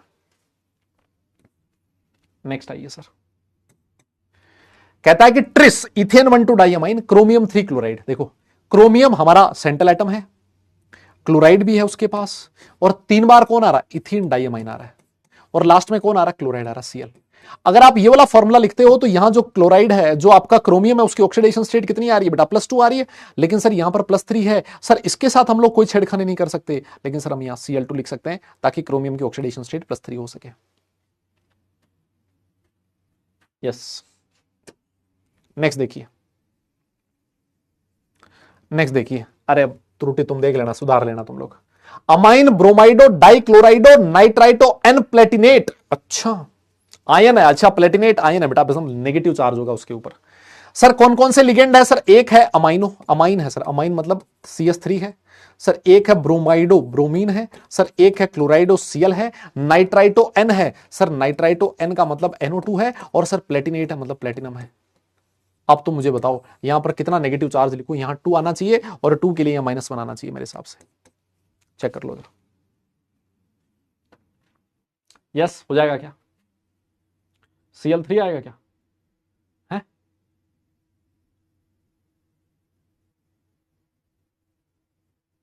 अच्छा ये Cl अंदर नहीं है क्या, अरे ट्रिस इथेन 1,2 डाइअमाइन क्रोमियम 3 क्लो, अबे यार ये क्या कर दिया, ये क्या कर दिया, ये क्लोराइड, क्लोराइड है बेटा, क्लोराइडो थोड़ी है, हाँ क्लोराइड है, क्लोराइडो थोड़ी है, हाँ क्लोराइड है बेटा, सॉरी सॉरी सॉरी, हाँ ये कर लो, सही कर लो इसको, अपने हाथ में है सही करना, ऐसे क्या बात है। देखो सर डाइक्लोराइडो, सर क्लोरीन है 2 बार, ये रहा सर क्लोरीन 2 बार आ गया, और सर कहता है कि 2 बार आ रहा बिस, बिस इथेन 1,2 डाइअमाइन, EN भी 2 बार आ रहा है सर, प्लेटिनम है, और सर बाहर लिखा है नाइट्रेट NO2।